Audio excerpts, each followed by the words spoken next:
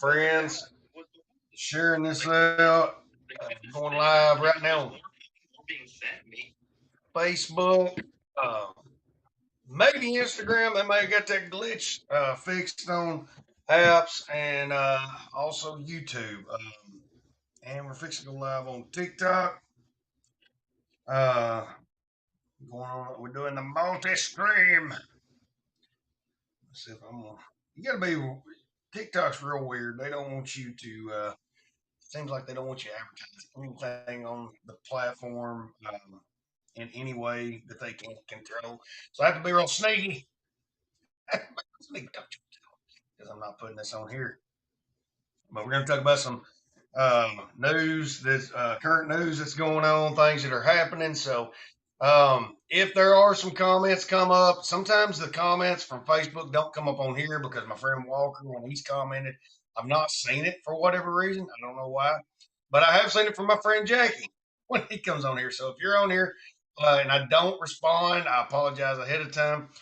We may have some folks come on as guests later. We're going to try and do about an hour, maybe go to about 10, maybe an hour and a half. Who knows? Uh, but we're fixing to. I got about 6,000 followers live that are active right now on TikTok. So we're going to bring them in, and that'll be probably where we do a majority of what we're doing. If we bring on guests, because to be honest, I don't really know a whole lot about who I can and can't bring on apps. So, because it's not giving me an option to bring people on from Facebook. So, we've had pretty good results with people being able to hear across this stream from my guests from TikTok. So, if you're interested in what we're doing on TikTok and you're interested in your comments being seen, you can swap over to my TikTok and I will definitely be able to see you because I've got this phone right here. I'm using two phones to do this. It will be going live here. So, as always, go check out ReadyWise, my friends. We are going to be um, displaying this food as much as we can because they are one of our sponsors. It's backwards, yes, I know, because I got this in selfie mode. I like to see what I'm doing when how I'm responding to people. But at ReadyWise.com, discount code E 2910 E29TEN. Spell that out. So, also Olight. You can go to Olight.com. Anytime during a flash sale, um, we make a little percentage from the sales, but they have great lights, rechargeable lights. This is the magnetic light. Yeah, it'll stick to that little light. Let's see. It'll stick to that little light, stainless steel light switch here. So, yeah, that'll save you 10% anytime it's up during a flash sale, and that helps with what we do here. And you can go to our website, edge29chaos.com, and that will just clicking the banners there helps support what we do in here. So I'm fixing to go live on TikTok, and I hope y'all enjoy the stream. We're gonna get this going.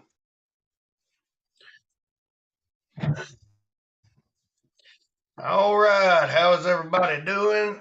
Let's share this out across TikTok. Do as many as we can get on here. Uh, what we got here? My friend Danny. We'll get her on here. Derv, all kinds of good folks. All kinds of good folks. So if you're just now coming in to the stream, welcome to the Chaos Cast 29. So I guess one hey Liz, how you doing? It's good to see you. Now, just a good spot for my friend Liz. She is a very smart person. She analyzes everything, keeps data on everything. How you doing, Durf? Good to see you in here, bud. She keeps a lot of data, and if I need to know what's happening on any platform we're both on, she can tell me pretty well what is happening and what experiments she's doing. So she's a smart lady. Um, so go follow Liz, and she goes snorkeling all the time. I always finding something cool. So I'm going to go ahead and I'm going to start with just some of our news today that I've gleaned from the internet as we look. How you doing, prepped and prepared? It's good to see you, girl. Um, y'all go give prepped and prepared a follow. She does a lot of canning. She's got a lot of she's I think what you call a rebel canner. How you doing, JP? It's good to see you, friend. Um, she's a rebel canner. She don't always follow all the rules, and she's rebellious. But all right. So right now, one of the big things that got me today is Krakatoa, and that Krakatoa volcano has erupted. And the Three Sisters volcano in Oregon right now, the ground is starting to swell. So what we're looking at here? Hey, Blue Duck, good to see you, bud. Blue Duck, y'all go give him a follow. We got to get him. I don't know if he's up to 1,000 yet, but this guy has got a lot of knowledge. Um, but one of the things about the ground swelling around that area, that's a kind of a prelude at times to what you would how would you say it? It's a prelude to a volcanic eruption. And there is a whole chain of of these different volcanoes that are connected to these, I believe. So you got all kinds of stuff. I'm gonna share this out, so if y'all don't see me for a minute, I don't know how this will take to. But yeah, there's a whole chain of these that could go off, and so we got to be praying about that because that could actually throw a lot of dust up in the air. Trying to, who we gonna send this out to? But yeah, it could do a lot to us as far as um, the weather may be concerned, and because what happens is it begins to throw that dust up into the air, and it can block out the sun. It can cause kind of a, I guess it could be akin to like a nuclear winter, like a radioactive winter. But hopefully that won't happen. All right, so Putin and Z are calling for a halt to NATO's expanse. So the tensions between NATO and I guess the Eastern, I guess you call them Axis powers, the Russians and the Chinese are growing. A lot of analysts in America are saying, "Hey, this ain't gonna matter one way or another. What you do, they're telling Biden that his troop movements are not going to deter Putin if he decides to keep going. So also we got the winter storm. The winter storm is in full swing right now. We have basically all we've got is a crap load of rain, and I had to deal with this last night. Where's my mustache? It's gone. But yeah, there's been there's just been a lot of rain in our area, but we had a lot of tornadoes that have spurred up in the Alabama area. So a lady was killed down the road from me, not like literally down the road from me, but further south Alabama, I believe. She was killed in a tornado, and there's been a lot of injuries. So we've had some tornadoes down here. I believe right now in Pittsburgh they're getting a lot of the wintry mix, and things are getting a little hairy up there. Texas is they're getting icy roads from what I've seen. We're seeing a progression in that Amir shooting case, so we may be seeing some action there. I'm not sure what's going to be happening with Black Lives Matter, if they're going to be any protesting. So there's always that. One great point: Jeff Zucker has left CNN. So that's as political as we're going to get today. And again, I'm going to go ahead and throw that warning out there. If you are a troll, we welcome you to stay. But if you get any kind of outside of what we're doing, I do have to boot you because I've got limited time and I've got time to fool with you. So we will boot you. So we try to stay out of politics. Um, but let's see here. Yeah, Jeff Zucker got kicked out off of CNN. There, because of the storm, there's been 4,000 flights that have been canceled. Lord, like half the people in here left when I said that about the trolls getting booted.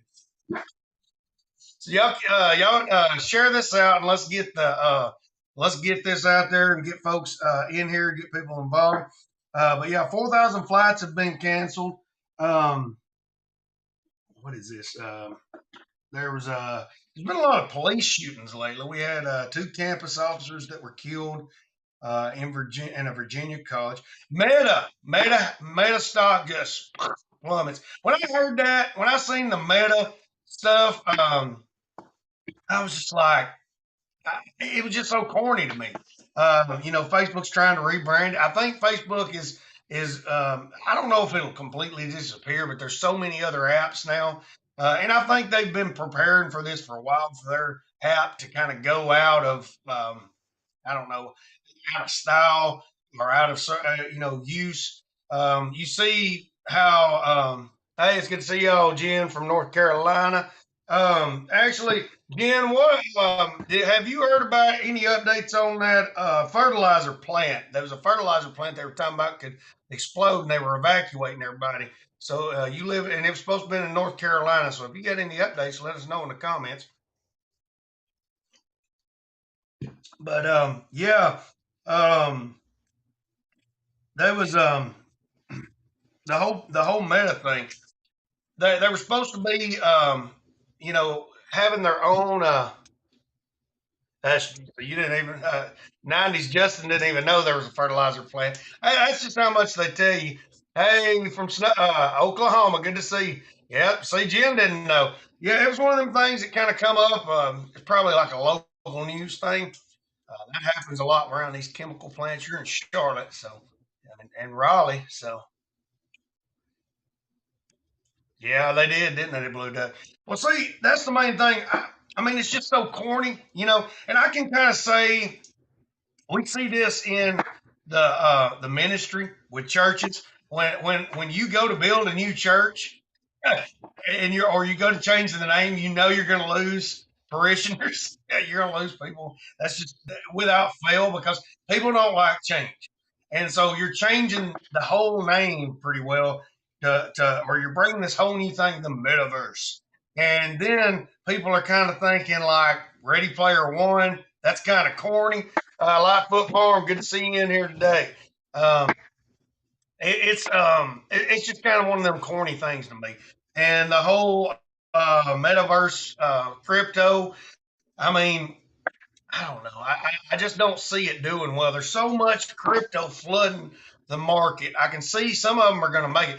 If I could go back and buy urethrium, I believe is how you say it, or start mining it, like if I could go back and do that, I mean, I would be a millionaire now. I almost dumped everything I had in crypto, and this guy that was in stocks said, "You don't know about that crypto." I almost dumped everything I had into crypto, and I would be a millionaire. I would not have to work, but I didn't do it. I listened to other people instead of following my instincts. So I always follow your instincts. Your instincts are there for a reason. I don't know what they do. Uh, Def Leppard's Sugar. What do you call a Def Leppard concert when the members can't stop laughing hysteria? I don't know. You tell us, Def Leppard Sugar. Collect my thoughts a little more. Let's see. Winston Salem. Yeah, okay. All right. So we just now got 90s Justins. The metaverse is scary. Yeah.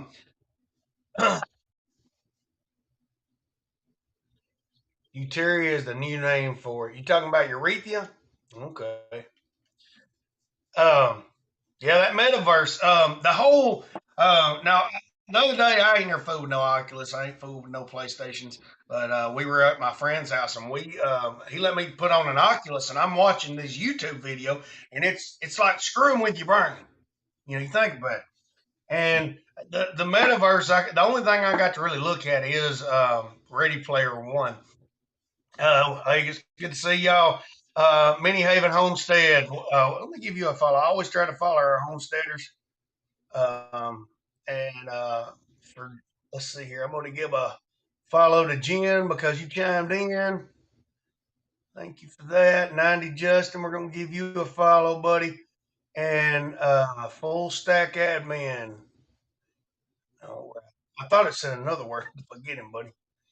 All right. Let's see. I got 20 Bitcoin in 2009, but Noah wanted to use it for business, and I sold it for $100. Oh my gosh, you would be pretty all right. Urethrium was going to be good. It was in. Bitcoin years ago, but it's so volatile unless you mine. Yeah, see, that's what I was looking at was mining uranium or biomass of sums. Yeah, mostly, yeah. Well, I'm on Insta too. I'll try and give you a follow. I'll try to go back and give you a follow on Insta because I'm trying to grow Insta right now. I'm seeing some success. All right, so we all know the convoys are happening around the world right now. We're seeing truckers shut down areas and protest. People do not realize just the importance of the trucking industry. Here's the thing. Now we got some homesteaders in here, small time farmers. I'd imagine many of them just like me. We've got my friend Blue Duck in here. We've got a number of homesteaders. They realize the complexity. Yeah, they are about to go up. Uh, oh my gosh, yeah, the ammonium nitrate. That's something we're going to get into here in a second. But yeah, that is you're exactly right, 90s Justin. Uh, Minnie Haven. Yeah, hey, thanks for the likes, Minnie Haven. But yeah, one of the main things, the complexity of the food system. A lot of us that have got into the homesteading and prepping, we seen the instability there. Um, yeah, erythium. Yeah, Jen, that's a. It's been out a couple years now, but it's one of those crypto things. Not everybody has really heard a lot about it. Everybody's heard Bitcoin, but yeah, it's there's an instability, and we're really starting to see it now because of the pandemic. And we're many homesteadings talking about no trucks. There's no business, and that's been something we've seen across the board. The trucks, the truck drivers keep this system going. So one of the main things is the truckers are in protest, so that's going to conflate the problem.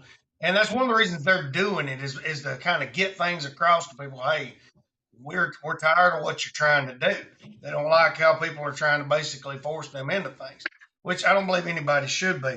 Let's share this out and get this shared out across TikTok if we can. If you're watching on Facebook or Instagram or YouTube, go ahead and share this out. Let's help us spread this out.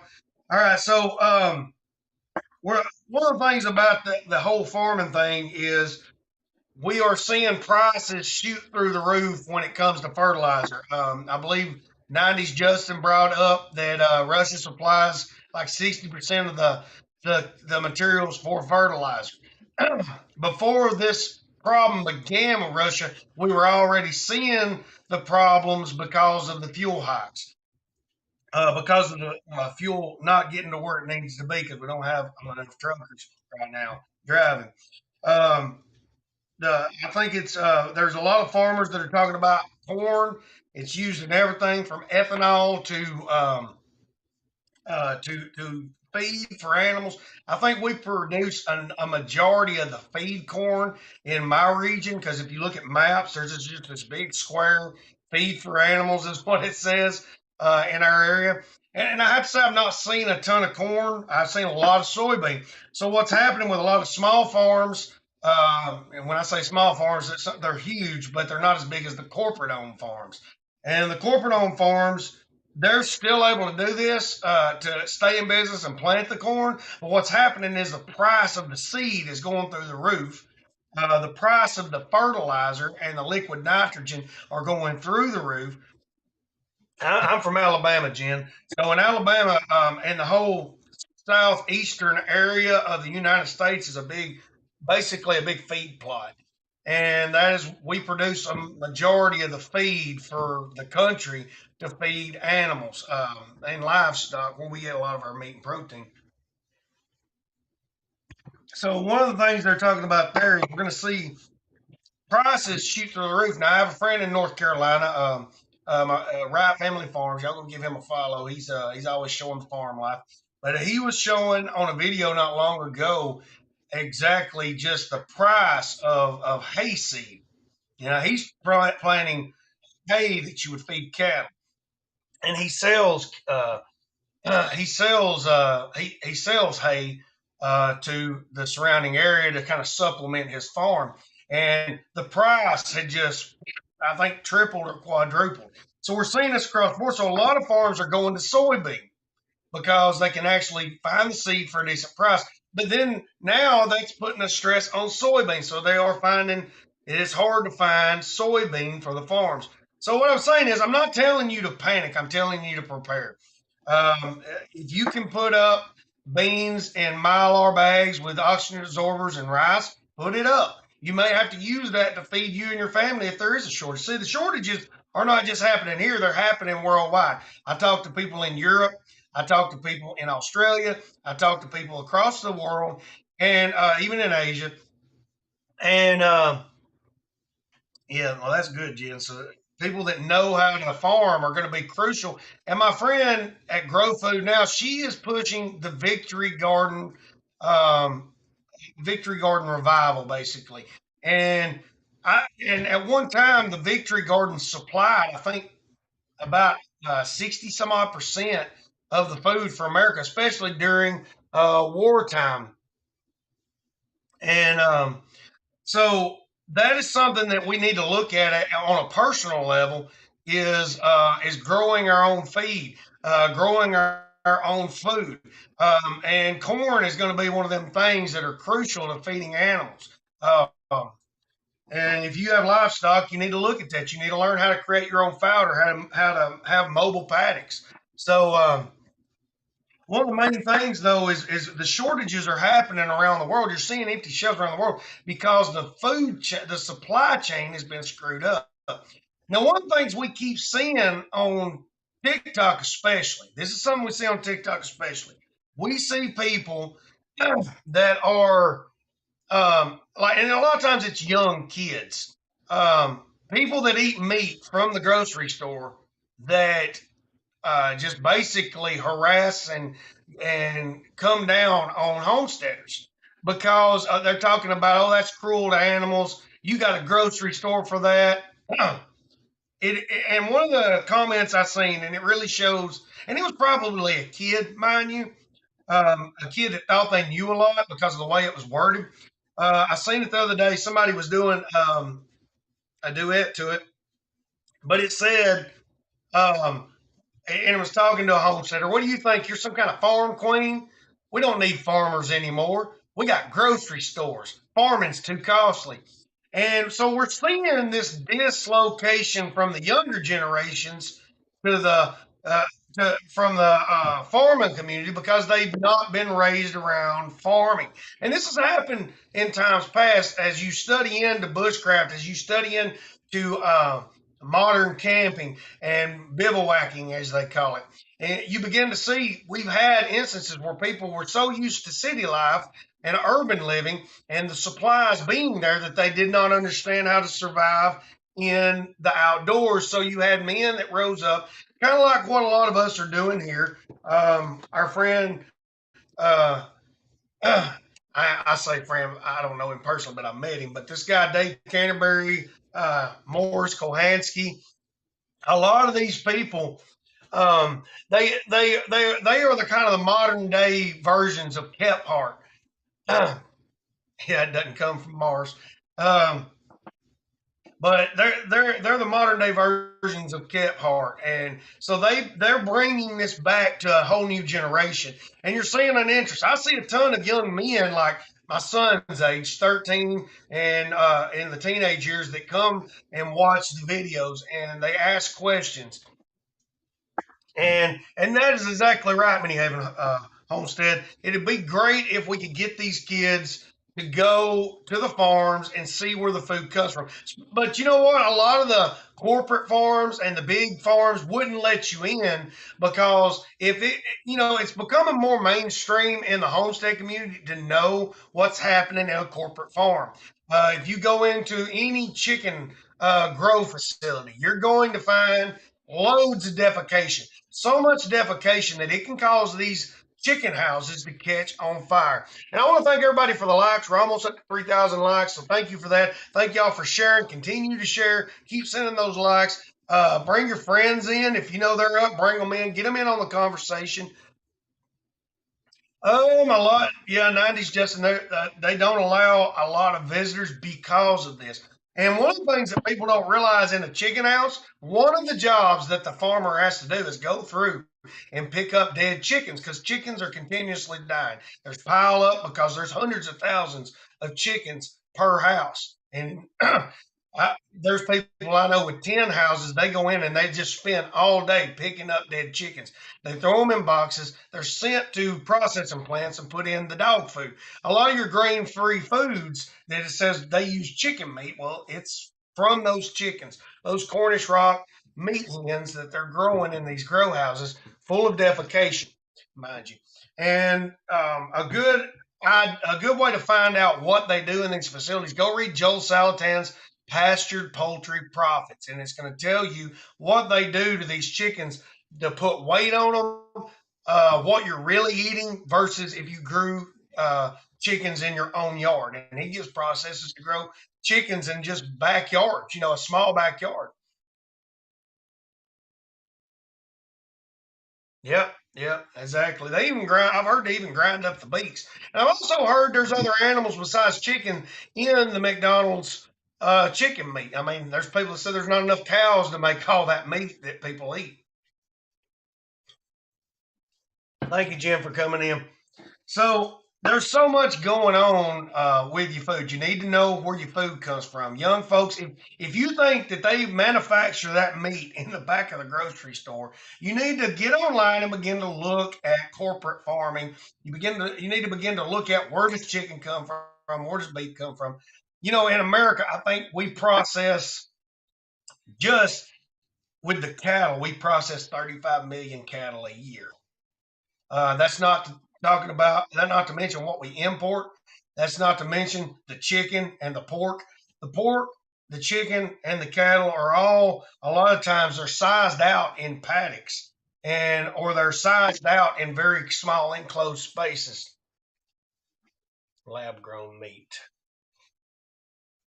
stem cells, and all that is great. Well, I mean, if they can do it and it can be healthy, I'm fine with that. Hey, how y'all doing from Ireland? The impossible meat.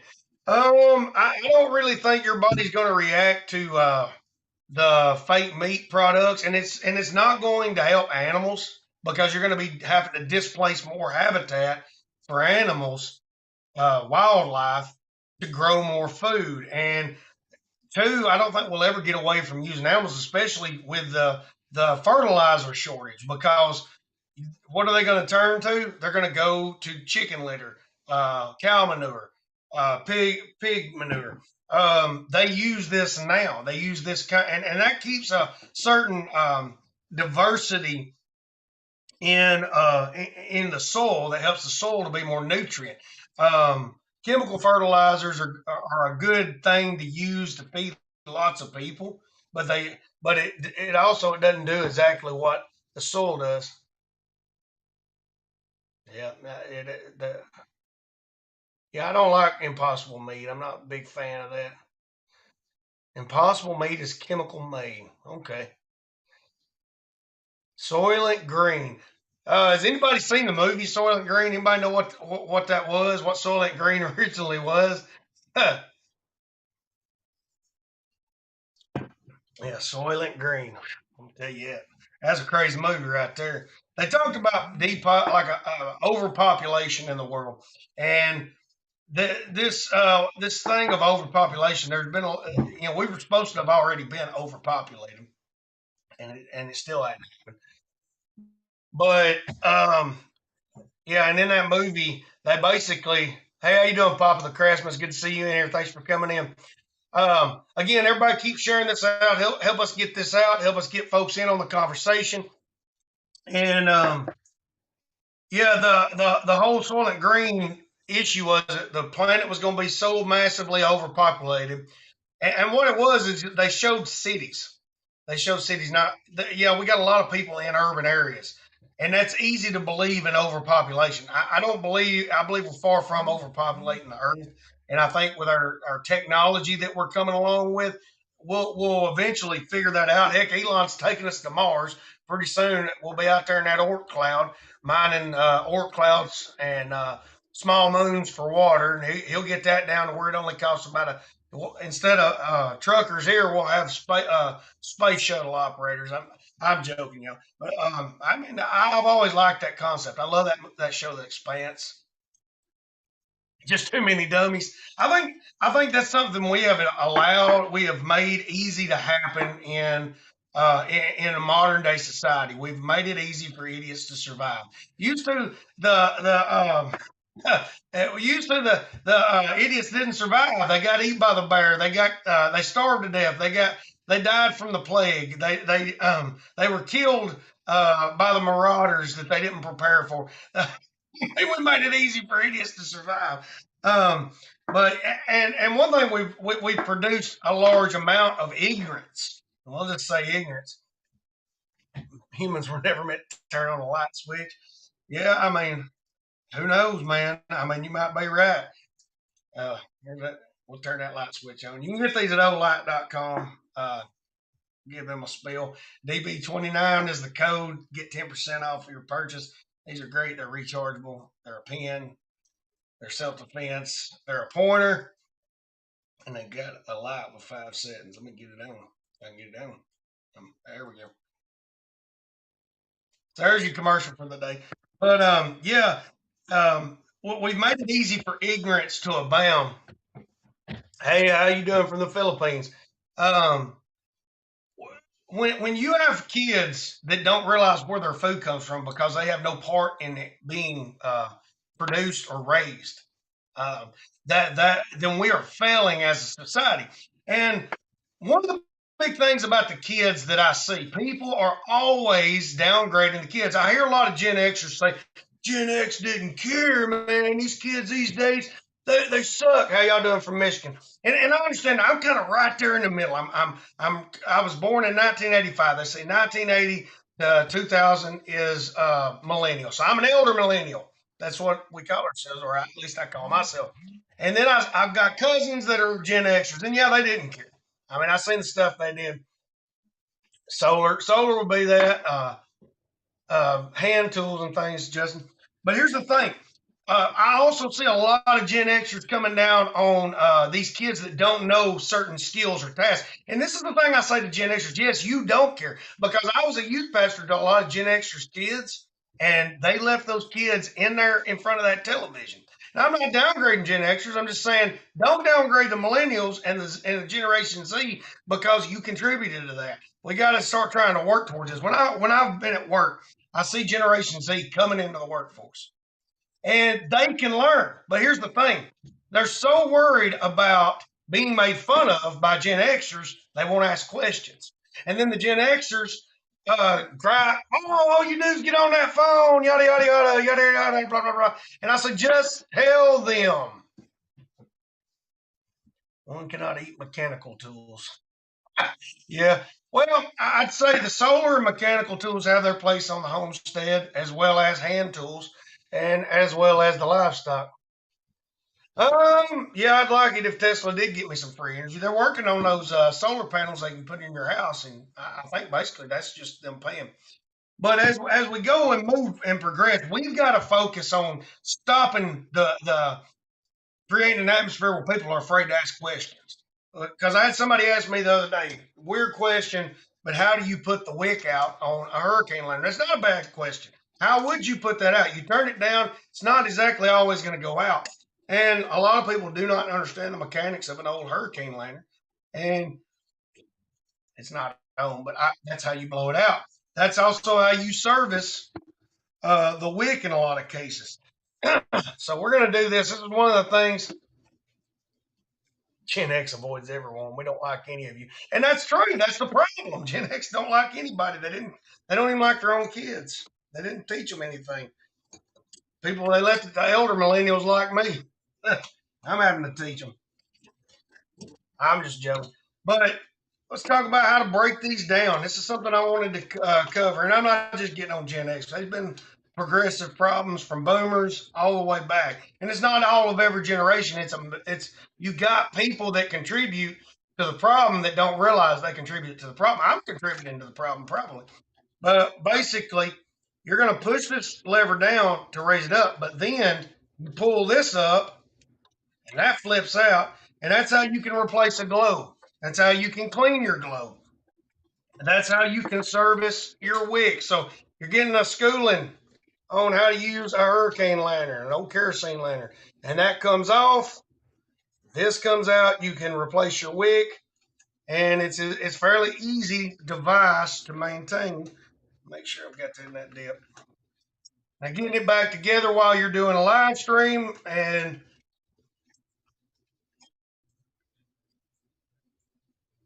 they were his best. Yeah, I'm Gen Y. I'm just messing with you. But we do need to look and reconsider because there's kids that don't even know how to make light bulbs, how to replace light bulbs. There's kids that don't know how to change their tires. And I can say this from my own experience. I was not taught a whole ton of stuff just because I wasn't interested. And I guess Daddy just, he tried his best with me. But I wasn't interested. And then there came a time when I was, and I had to get in there and learn stuff. I done went and messed up my whole lantern here. Oh, camera. Let's see if I can get her back together. Y'all pray for us down here in Alabama. We're just trying. Had to get it back right. Had to get it back right. But anyways, there's it back on. Just show y'all I do know how to do it. It's hard to sit here and talk and do it at the same time. I'm just poor man in Alabama trying. Yeah, it is the way you teach your kids. There you go. There you go. Well, see, we need more people like you, Mama J, to get these kids out here and ready for society. I'm working on a couple. I don't know what you're gonna call these. We're out of letters. Generation. Is this gonna be Generation 8? No feed froze when you were. No, the feed froze when you were fumbling. Oh, the feed froze. There we go. Is it back going again? There you go. Well, see, that's the thing with baby boomers. Do not count these kids out. They may seem rude and harsh. They may seem ignorant, and they are, but they're very smart when it comes to book learning. Yeah, they're very smart when it comes to academia. So sometimes you've got to just talk with them and explain things in as simple a manner as you can. So I'm gonna give a spiel. If you bringing up the food, if you are interested in starting your own food stock, go to thesefolks.com and readywise.com, and you can get your own food buckets. You can use the code E29TEN, E2910. And you can get 10% off, and that helps what we're doing here. So let's share this out. Let's get some more folks in on the conversation. If you can, share it to your friends. I'm gonna share it out. We'll be ending pretty soon. Let's see here. Share this out to some more folks, and we'll be ending here in a while. I'll resend that to Danny. She's probably sick or not up yet. Let's see here. Send it out to the people. All right. Get them in there. Get them in there. How many's gonna let me? I got my 15. But yeah, go to readywise.com. They do help supplement what we're doing here. They have no common sense. And a lot of that's because they've not been taught common sense. It's just got to be learned. They got to go through a lot of craziness. You know, common sense comes with doing. Common sense comes with situations. They always say wisdom is a journey. Hey, So Viable, good to see you in here. How you doing, veteran? Good to see you. Common sense comes with experience, and because wisdom is a journey, it's not a destination. And I can say I'm still gaining wisdom daily. When people ask me, how long have I been prepared? I tell them I'm not. Nobody's ever fully prepared. Jesus is my full preparation. After that, I'm continuously learning whatever he sends my way. He sends people like Blue Duck along, Mini Haven Homestead along, Life Up Farms along, Grow Food Now, Prepped and Prepared.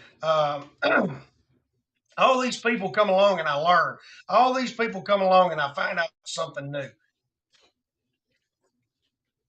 Maybe I buy a new book, or I discover a new bushcrafter that's got good knowledge on online. Um, Somebody that study. Maybe I'll learn about some medicinal herbs.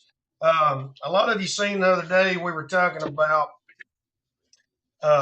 We had the red clover up there, and I had a guy say he didn't know red clover had medicinal properties. Let me see if I can find us a good one. Where am I in here? I'm on. This book's great. Stinging Nettle. Let's see what we can tell you about this. Caesar's troops, intergroups, Roman Empire. So nettles are used medicinally and make a cleansing spring tonic and a nourishing vegetable if gathered when the leaves are young. So nettles take minerals, including iron, from the soil, and the aerial parts are a good tonic for anemia. The high vitamin C content in the plant helps ensure that the iron is properly absorbed by the body. They clear uric acid from the system to relieve gout and arthritis, and their astringent stops bleeding.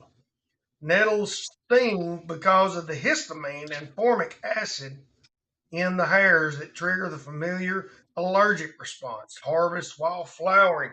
I'm going to show you this plant. We try to spread the knowledge here. This is stinging nettle. You've probably got this growing in your front yard. And if you harvest it while it's young, one thing it says about when you're saying it's best to harvest by its young, I'm heard dog swallow. The root is traditionally used as a conditioner for falling hair and dandruff. Harvest the root in the fall. So that'll be a little bit about what we talk about on that front today. Starting to get a dry voice, getting dry. But that's been the main thing. Spear Outdoors. I'm going to invite Spear Outdoors up if he's got time. Let's see here. Spear Outdoors, if you got time, come up with us, buddy. I just seen you on there. Chickweed, cleavers, dandelions, plantain. Yep. There's a lot of stuff growing in your yard. Thank you, Jeep Man. Thank you, my friend. I don't know. Spears Outdoors still in here. Mini Haven Homestead. Thank you for the likes. I'm gonna give him a chance to come up. My voice is starting to go. That's crazy. I'm gonna probably end it here in a second. I try to go about an hour. I think we started about 8:30. But we're always continuously adding to that knowledge. So if you see these kids that don't seem to know nothing, learn how to communicate with them. One of the main things I've learned at work, sometimes you don't automatically make friends with these kids. They don't want to talk to you, or they think, oh, that's a crazy old man. But then they're going to see something they need. They're going to see something, some kind of knowledge that they need. They're going to be struggling, and that's going to be your opportunity. And I use these as opportunities. A lot of times people think about witnessing. And you may not be a religious person, you may not be a Christian. I understand that, but I am, so I'm going to talk about it. I don't like to go up and Bible thump people. I don't like to go up and beat people over the head with the Bible. People take witnessing so much as, do you know Christ as your personal Savior?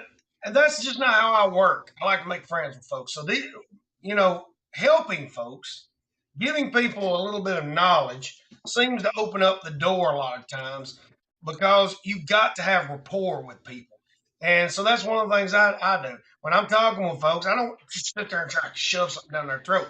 And then, even then, I'm probably not going to be watching the Olympics. I don't really care much for it. Dixon Cider.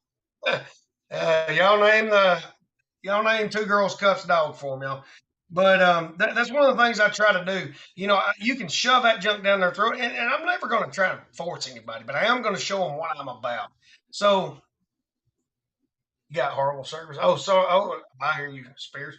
We have had a lot of folks out in these backwoods like us. We get spotty service. Luckily, we had some good service come in through the co-op over here right before I started doing this, so that kind of helped. Well, that's one of the things, these open up other doors. Uh, when you begin to talk and spread your wisdom to folks, trying to teach them, and also when you go to learn wisdom, it opens up doors for communication. And I believe one of the big things in survival, it's one of the big things in life, is communication. If you ever watch where people are trying to take power, if you ever watch where people are trying to control, they try to hinder communication between the people. And you look at our country right now. You look at people on two different sides that a couple decades ago would have found a way to work together. Because see, working together is how we solve a lot of the problems that we have now. And so if people are trying to take power, they try to create division, you know. And that's just a common tactic of the enemy. The Bible tell you that. Um, Division. That's what Satan done to Eve and Adam. That's what Satan done to man and God. He created some division. And next thing you know, there was a fall because of ignorance, because of a lack of understanding, or a casting away of knowledge. And that's what they do. That's why we have kids that don't understand where their food comes from. They have created a rift between the country and the urban areas. The what do you call it? The exurbs and the suburbs, and the suburbs are kind of in the middle. So you don't ever know. Some of them grow gardens, some of them hunt. But there's been a rift created when you just are willing to communicate with people, when you're willing to explain something instead of to deride people and beat them down. That's the one thing in the church I never could stand is where people are, you're not wearing clothes. I don't care. We'll throw a towel over you if you're naked. Come on, sit down. Let's have some church. I'm not there to worry about them. I'm there to worry about me and Jesus. And so that is what I've seen happen in the church. That's why people don't go no more. That's why people don't listen no more, because they got some well-meaning busybody come up and stuck their nose in it and run the mouth. That happens. And if you're in here today and you don't like what I'm saying on that note, you are in the church, I'm say, hey, it's the truth. I'm a ministry kid. I was a pastor. I was a preacher for a lot of years. So I've seen everything that can happen in the church, and I've seen those well-meaning busybodies that ruined it. They ruined it for me, to be honest. That's why I took my ministry online. That's why I started focusing on helping people as opposed to beating people with the word. I'll throw some word in here for you. If you don't like it, you can leave. But if you like it, you can stay and we'll communicate. And I'm going to do my best to help you, and you can help me. But it's the division, the deriding people, the peacocking, the trying to the one-upmanship, the rat race that gets created. Hey, tattoo bearded chubby man, good to see you in here. That is what keeps people from learning. And that's what keeps this newer generation. They're so alienated from the generations behind them because of what they don't know. Beanie the Bouncer, it's good to see you in here. So we've got to create a place where people can learn. And that's what I try to do with this channel.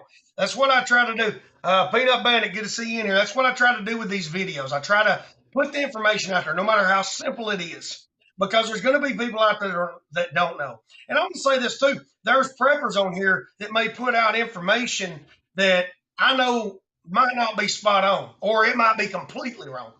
And I'm not going to make a video and just come out and call them out and try to beat them. I'm going to try to communicate with them directly, whether it be in the DMs, whether it be through email, or I'm going to put the information out there in the best possible way. Because when we divide ourselves on these, I watched the prep community on here divide itself. You had a pretty solid prepping community, and I watched everybody start name calling, everybody started attacking, and I watched information not be shared. I watched people making parody videos that were not helping anybody. They really weren't. And then I had another prepper that seemed to come along that had the same idea as I did. He actually did call some folks out. But I was talking with the guy behind the scenes, trying to give him some information, trying to help him, and he was very willing to kind of accept information if you talk to him, you know. And that was a good thing I learned about that, and I've seen it happen on other apps. There are, but we're going to have to work with them. I mean, jumping on them is not going to solve the problem. They're still got to follow, and they're still going to be putting out information. We've got to learn to help give them the information, because one of the ones that a lot of folks are. I'm going to decline that. I'm not sure. It's probably somebody wanting to battle, and I'm not into that. I'm not doing that for the battles. But the one thing is they're still going to be putting that information out there. But I can have a little bit of a say with them. We'll get a request. Who is wanting to come up? Corn cobs. All right, let's let corn cobs come up for a minute. See what's going on with corn cobs. How you doing, my friend? All right. I just I agree with you. But I was just going to ask you a question about, have you noticed, well, I'll tell you this. Ever since this is about, censorship and stuff. I've noticed that ever since, because I supported some of these Canadian truckers and stuff. Yeah. And ever since I've done that, all I'm getting on my feeds all I'm getting is I have to go search for you and other people, and I'm getting nothing but liberal crap. I'm getting, dude, I'm serious. I'm telling you, everything I see is it's like, they're hating Trump. They're hating. This one guy was doing a live right then. It's all you see. He said he was doing a live. He said Biden's bad, Trump's worse, and all this stuff, and comparing Biden to Trump. I only see how they compare Biden to Trump. If whether you like Trump, I don't even see how you can compare the two. If they're not in the same category. No. But I'm just saying, I was just wondering if everybody else is getting that same stuff, man. I'm getting bombarded with liberal stuff. And I tell you this, they're removing people like you and me and everybody else that loves the country. They're removing us. Now what you're seeing on TikTok, pretty soon, we won't be here. Yeah. Well, it'll be just them. It'll be them talking about how stupid we were. Ain't you glad they're gone? Well, luckily we've got other options. There is glitch.miami main. That's Stoke Furious's app. There's also Clapper. It's kind of up and down. They've got some issues there. Yeah. And also, I've got my own platform. I highly suggest to everybody, create your own website. It's like $20 a month in some cases. Get your own domains. That's a good idea. I'm never do that.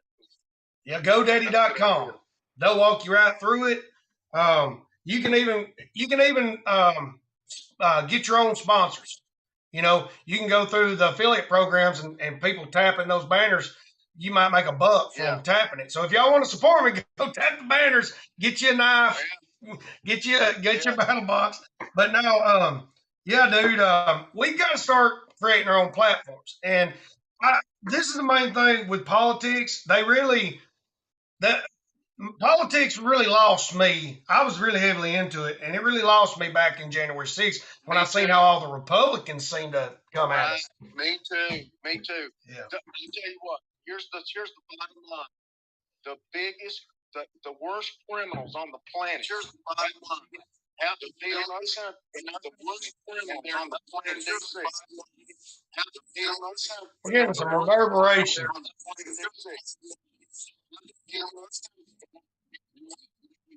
Corn cobs. What the hell? Getting some reverberation. Let me send you down and I'll bring you back up. All right, send me that request again. Is it still doing it? There we go. All right. That was weird. Oh, it was. They're shutting us down. What? Is he still there?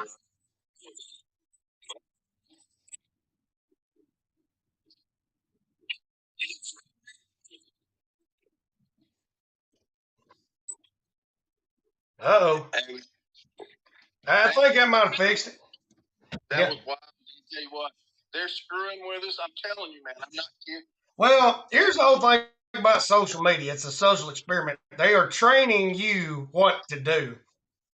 And the reason a lot of preppers are getting, silenced, a lot of that is because people get political. And I've had to learn, and I've watched this dude right here a lot. I've watched a lot of ones that seem to get the message out.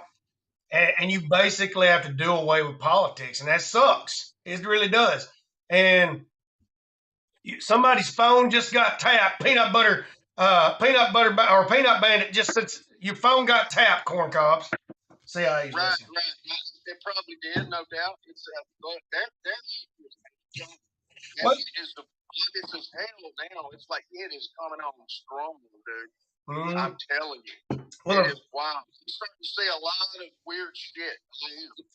Well, here's the thing. A friend of mine, we call him Tom, this old man from Clapper. Whenever me and him will begin to talk about aliens, he was real big in the alien movement, like famous in the alien movement. You look him up online, you're going to see his picture. Anytime he would come on and start talking about aliens with us over there on Clapper.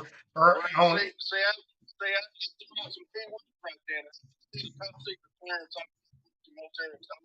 I'm retired Army. And so, look, I'm more paranoid than anybody, man. I'm telling you, because I've seen a lot of shit. Know a lot of shit. But I tell you, yeah, these keywords, they pick it up. They pick it up. And I was talking to criminals. They're listening for that, man. Yeah. Those algorithms are programmed. It's like when I put on a ReadyWise video, it gets no traction. It takes the other videos to bring it up over 1,000 views. When I put on an Olight commercial, I literally can't say Olight. I have to throw the lights in a jar and point at it. It's still out. But you know how you can't say you start government serial. They're listening. They listen. But look, people don't understand that these algorithms, they're not just using algorithms, they're using and listen. They pick up sound like Siri does. And when you say a key word, dude, you know how big Siri is. I mean, Siri's good, man. Folks, share this out, and let's get more bots in here. Let's see if we can get the CIA bots in here. And that'll send up our likes automatically. They'll love us. One of the things we can all catch a banana Sunday. What I explain to most of my preppers on here, most of my friends I've had to do away with politics for a reason, because it was hindering the message getting out. When I learned on Clapper, when Google come in, said Clapper started out as News Clapper, and it was conservative. And I'm saying Justin Trudeau. I'm saying all this with the fact I'm probably going to see my views drop on TikTok, specifically for talking about this. But Clapper, what happened was Google got us for being a conspiracy conservative network or whatnot. So everybody on there was like, I'm like, well, did you expect anything else? So then I basically had to do away with all politics to get my message out there, because at the time, everything was just flying apart. And I was like, I can talk about politics all day long. I can talk about conspiracies, and that's just going to help me, because I'm going to get this outlet to throw it out there. Because you can argue all day long with these people about politics, and people have pretty well got their view now because of what's happening. You got it. There's no sense in trying to change a person's mind. Yeah. So I never did. I know that their lives in the first place. I never have not one time tried to convince somebody and try to change somebody's mind, because experience is the best teacher. There's been a lot of folks trying to tell me things, and I didn't learn nothing until I went through that and thought back to what they told me, and then I used it. Yeah. So it's going to take this country. This country, I feel like, is on life support, and it's going to take this country. Hey, Tic Tac Original, good to see you. It's going to take this country collapsing. So I was like, I'm going to throw away politics till I'm done. and I'm getting the info out there to people that are going to end up being refugees from cities. They're going to be coming out in the country. They're going to be starving. They're going to be hungry. It's not the ideal thing to do as a prepper, but I'm going to try and feed them and help them. I tell my household here, I said, look, I'm in Virginia. I said, listen, I was born and raised in the Daniel Boone National Forest in Kentucky in the middle of damn nowhere. And I told them, Dad, when you're with me, we going to Southeast Kentucky where I grew up. I can get food, I can get meat, and 15 minutes without a gun.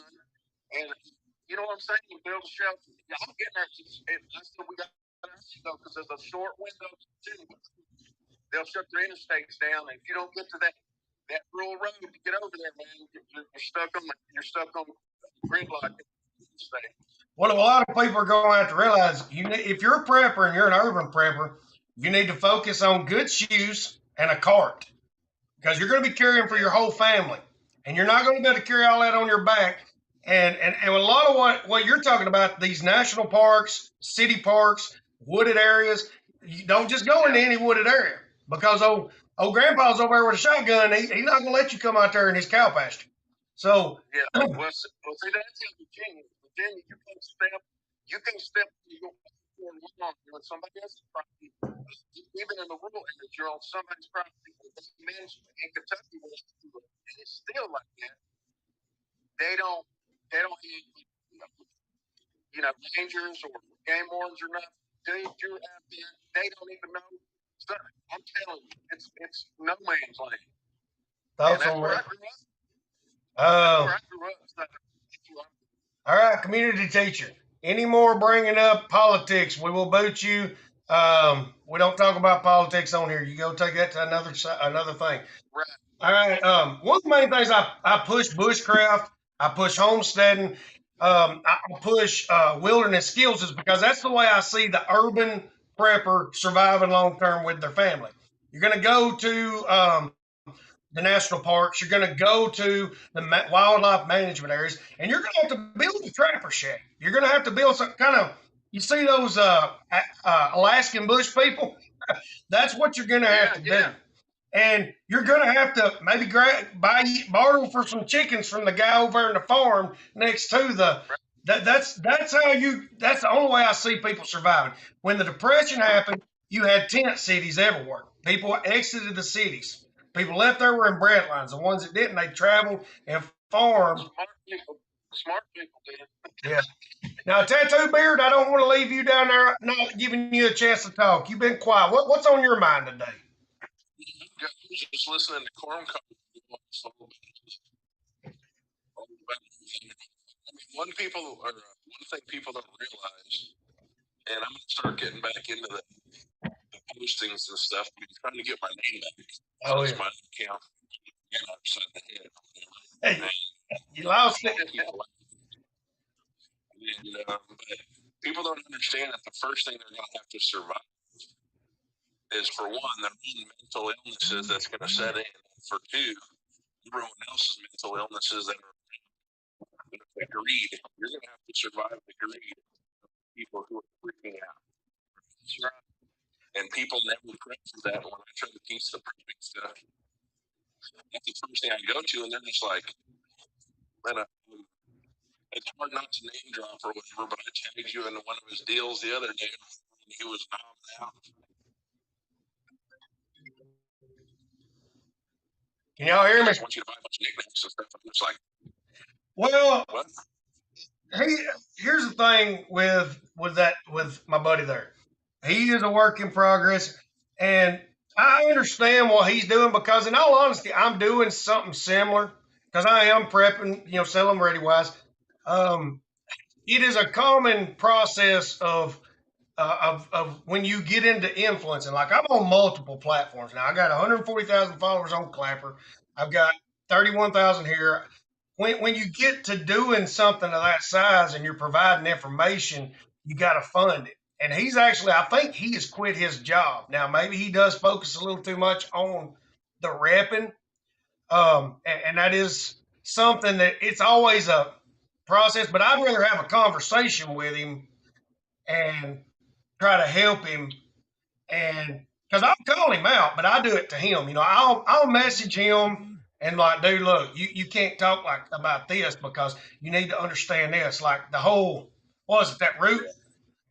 I made a video about poison hemlock, and then I contacted him and I said, look, dude, your test. I said that comes with you've got to have a couple sources of knowledge to go with that. I said because some things can affect way down the line. You understand? And he was actually pretty willing to listen to me on that front. But well, he'll listen to you. So here's the problem. So he was in that same situation before everyone had that big falling out with the girl and all that stuff and all that craziness, right? Wildfire Smiles. Yeah, I was one of his moderators and stuff. And, I remember you. Yeah, you had a different name then, didn't you? Yeah, it's official Prepper-Nation, right? Okay, so this is your third account I've seen you on since. Yeah, they banana me, bro, like it's nothing, dude. It's like They've tagged your IP, what they've done. Yeah, so I tried to help him and got him through, right? But now his demeanor has totally changed, and now he's like, I'm the Pappy or Poppy or whatever, and all this shit. I'm like, dude, you look ignorant as hell right now because, for one, you got a wood-fired stove that's hooked up to a dryer vent, soft ducting. Like, what the hell? You are going to get someone killed, Like, well, we had the conversation about. I do this. I test. I'm the prep Poppy. Oh my Lord Jesus. Well, here's the thing with that. Let him test it out. Let him test it out. I'm going to let him test it out. And we flag people for driving for dangerous activities, and this dude's trying to burn down his house, and he looks like the. Well, I'm gonna have to say, I had to quit, stay out of that because here's the thing. I got to get my message out. I don't want to lose my account because then I won't be able to say what put good information out there. Darwin Award nominee. Well, I don't know. I'm trying to get no trouble here, but I'm going to let him. Now, there's been a lot of things I went through that phase, but I didn't have a huge following, and I tested these things out, and I'm like, I ain't doing that again. So I guess we're going to say that's a good example. Let him test it out. You're fine, Minnie Haven Homestead, but let him test it out, and then when it goes south, I'm going to try and do my best to be there for the guy. But like, hey, dude, I hate it that your house burned down because I don't want his house to burn down.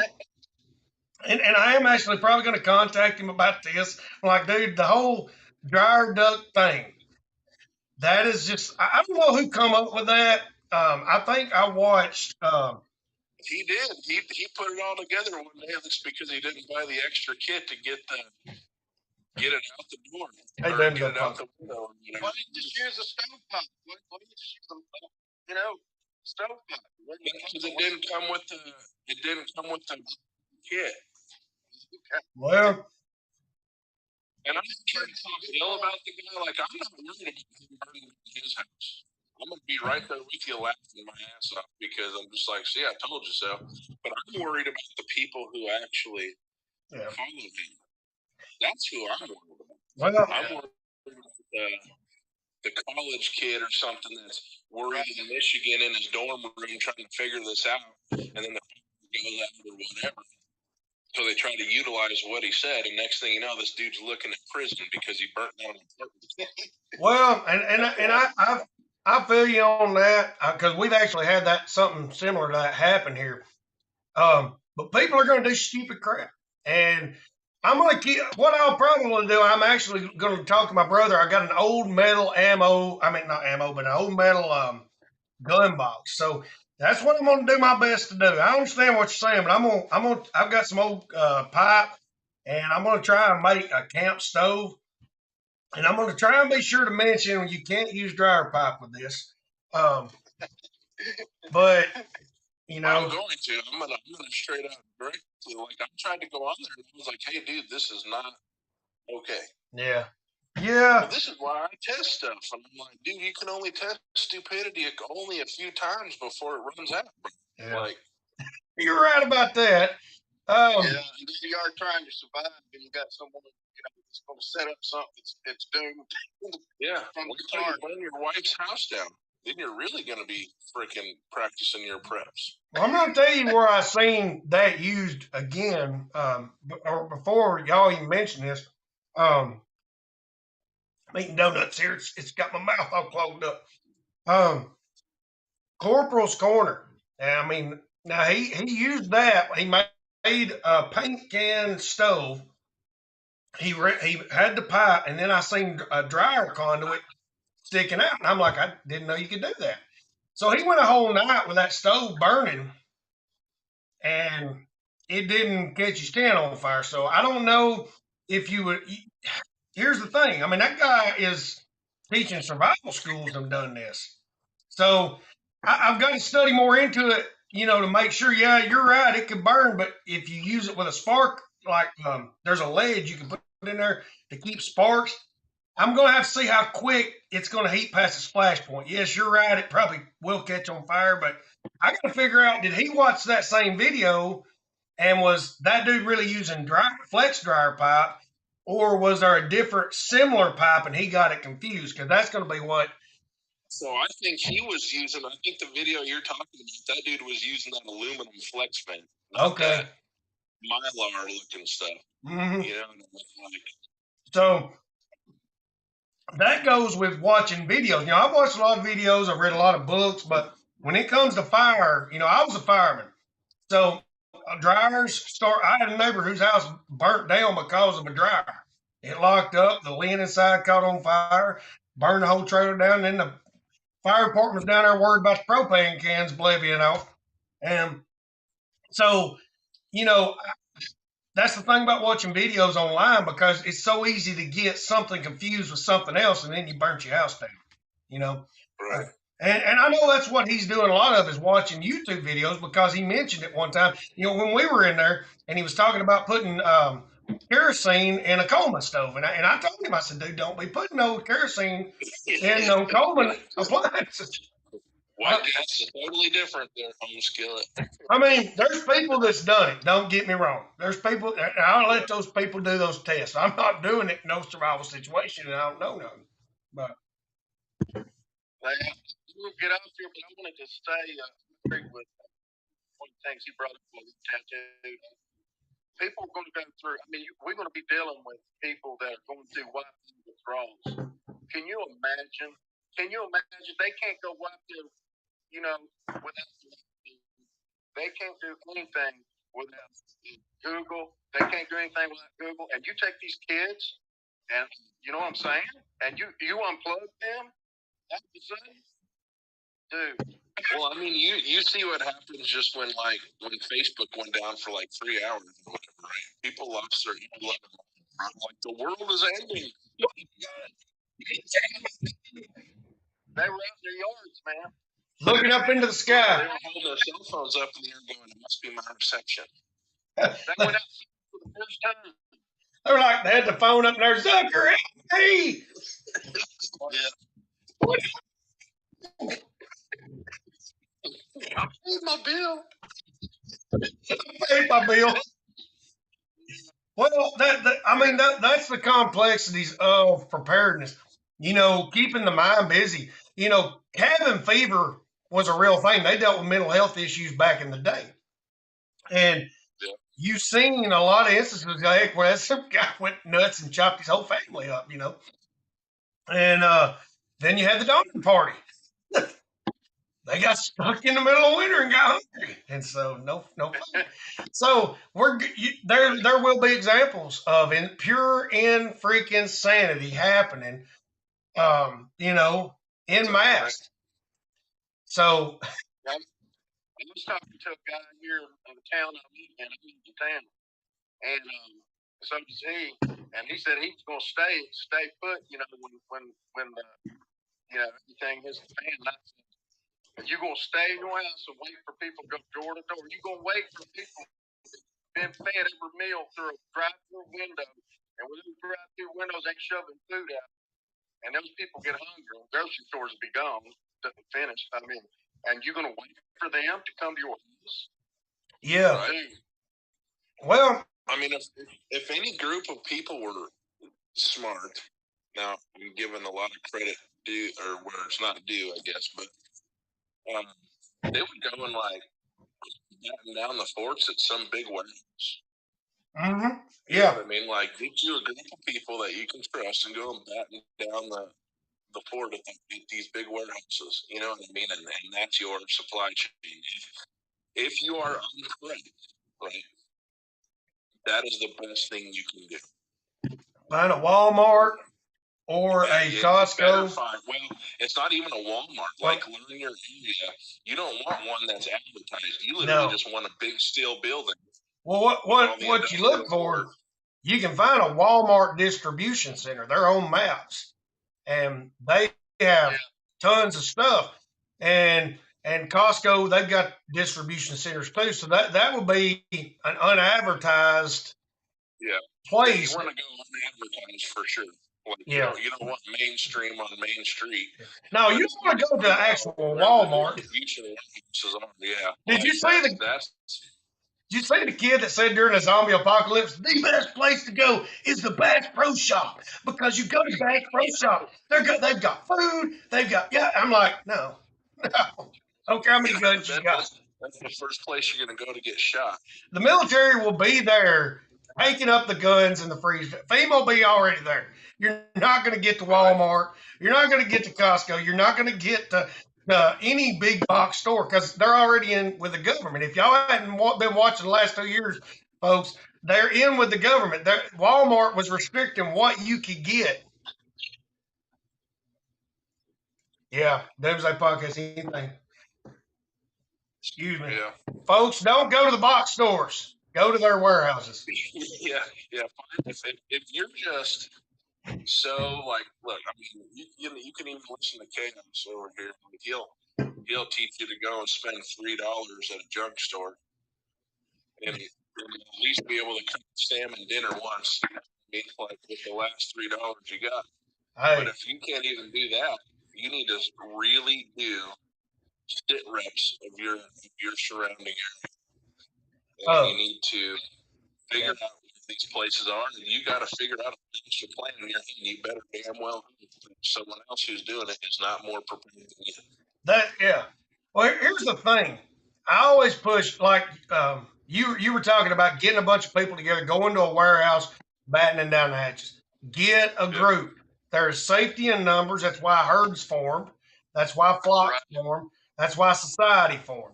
Society will collapse, but other societies will begin to rise as it falls, you know.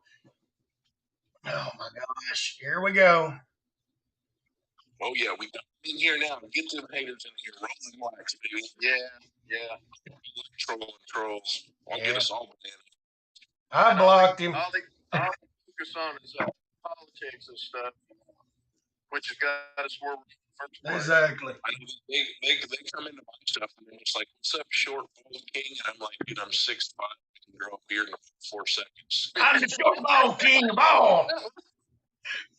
I'm 5'10", and I'm I put that 10 on there that was 5.6 inches long. Somebody said, "How tall are you?" And I'm like, I'm pretty short. I said, I can curl up pretty easy in this little tent right here, and it'll hold on my body one. Renee Lynn, how you doing? The tent ones that you've been sending, I'm like, there ain't no way my ass is fitting in that thing. I have 3 foot head and 2 foot of foot out there. Yeah. We got a big cabin tent for the whole family, you know, but that's where the cart's going to come in. If a pulse hits, you know, I'm not going to be able to drive anywhere, but I am going to just take a cart and walk out and, you know, into the woods back here and just stay gone. And I may do that anyways. Everybody's been telling me, I've got thousands of people saying I'm coming to your house. And I'm like, I ain't got enough for y'all. I don't know why y'all coming down here. And they're just going to be thousands of people in their neighborhood, and I'm going to be gone. I'm just going to be going with my cart out into the woods. But yeah, the group, having a group, that's going to be the thing. And two, if you live in an urban area, you're going to have to make yeah, how would you say? You're going to have relationships with people where you're going. You don't want to go to a place where this is going to happen anyways. But if you want to have a leg up on the other people that are going to be flooding out of these cities if something happens to this degree, you want to know where you're going. You want to know who you're going to because um, you want to. It all goes back to rapport. You want to know somebody. You want to have some connection there because you're going to have towns that are going to lock down. They're going to say you can't come here. But if you know somebody there, well, hey, that's that old boy that comes over here to the town all the time, shops in these shops. Let him in. I like him. That's going to be your best course of action to be prepared, and that comes with any kind of prep is having that kind of plan. That's what I tell people with part of I don't know what you call it, training, whatever you want to call it, like guidance, right? Here we are as preppers going against the number one rule of prepping and letting everyone know that we're preppers. Right? Exactly. You're like shooting yourself in the foot because in all honesty, the last thing you want people to know is that you're okay because now you're a target. Yeah. Because if you're okay, they can get stuff from you for them to be okay. Yeah. And here we are spreading it all over the internet like morons, right? See, when I started this endeavor, I knew eventually, hey, Dave, good to see you. I knew I'm going to have somewhere to go. So I've kind of got some options. If I got I start seeing a big crowd of people come, not preppers, just long-term campers. But yeah, people don't understand how expensive it is to be homeless in a tent, bro. Oh yeah, because I mean, you've got to keep that tent warm in the winter. You know how hard that is. Now in the south, it's a little easier, but it's like the wood stove deal. There's going to be tons of people burning tents down trying to keep warm with paint cans, probably, and dryer tubes.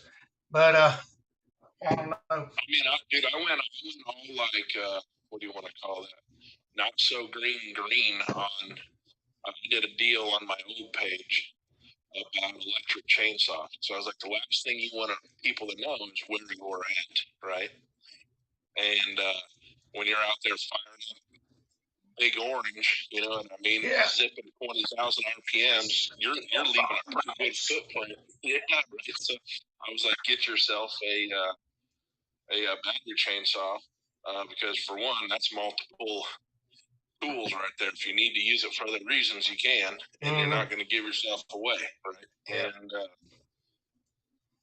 well, then next thing you know, you see it all over prepper TikTok, and I'm sitting here going like, what are these guys doing? And they're sitting here trying to cut down big, huge logs, right? Yeah. You feel like I keep picking on a certain person, but it's not hard. He picks on himself. And he's sitting there busting sweat, not even doing nothing because he sat there and ground the chain down on the ground, and he has no idea that he did it, right? And I'm sitting here going, people are watching and believing this guy. Yeah. This guy's breathing hard using an electric chainsaw that you could literally cut that thing quicker with a butter knife. Well, you got to sharpen your chainsaw, but your chain, and that's a skill in itself for some folks. I'm going full 2-man saw. Oh, come on, Blue. You got to have some. You can't be that ignorant on the situation because think about this, right? The best way to do everything, and battery is one of the best ways to do it until your batteries just stop working. But solar generators will easily charge. You can buy a $35 solar panel that will charge and run your battery chargers for power tools. And people don't understand that, right? They want to be like Tim the Toolman Taylor, like, I need gas. You know what I mean? Like, they want that until they can't get gas. Well, solar energy is going to outlive gas at least by 5 years, right? And I don't know a lot about solar. Now I'm Blue Duck over here. Now he's a prepper. He's one of them old school preppers. He's from up there in Idaho, And so he's probably sold on his chainsaws. You're not going to take that chainsaw from his hands, my friend. Hey, no, I get it. Look, I like my big old steel 480s and stuff too. Like, I understand it. That's awesome. But in the prepping things, that's not a good idea. You know what I mean? Well, and I'm trying to compare those two. Then next thing you know, you see someone out there trying to cut rocks with this damn chainsaw. Dang. Yeah. And well, in a hobo camp, you know, and I'm just like going, well. See, now Blue Duck is going more the direction I'm going to go with the crosscut. I'm going to strap him kids to one side of the crosscut like a mule, and they're just going to pull it, and I'm going to pull it back and forth. But yeah, look, I'm going to call you all out on that. It's a great idea to have that backup. Y'all are trying to burn calories you don't have. Yeah, and you're right. I can see what you're saying about the electric chainsaw, but you got to have redundancies too, because the batteries build memories. If you don't charge them right, the memory you won't get but maybe a 10-minute use. You got to run it down, and then they're going to wear out. As you go, anyways. Because I've had tons of battery operating. That's the education side behind it. Instead of going, I saw it on this dude's TikTok. Yeah. I'm going to go and buy one, and now I know everything about it. So there you go. And see, Colorado Camel, good to have you in here. See, and what you're saying there, and that goes back to it. Yeah, you've got to know the ins and outs of your tools. I'd rather him have a cross-cut saw and burn calories.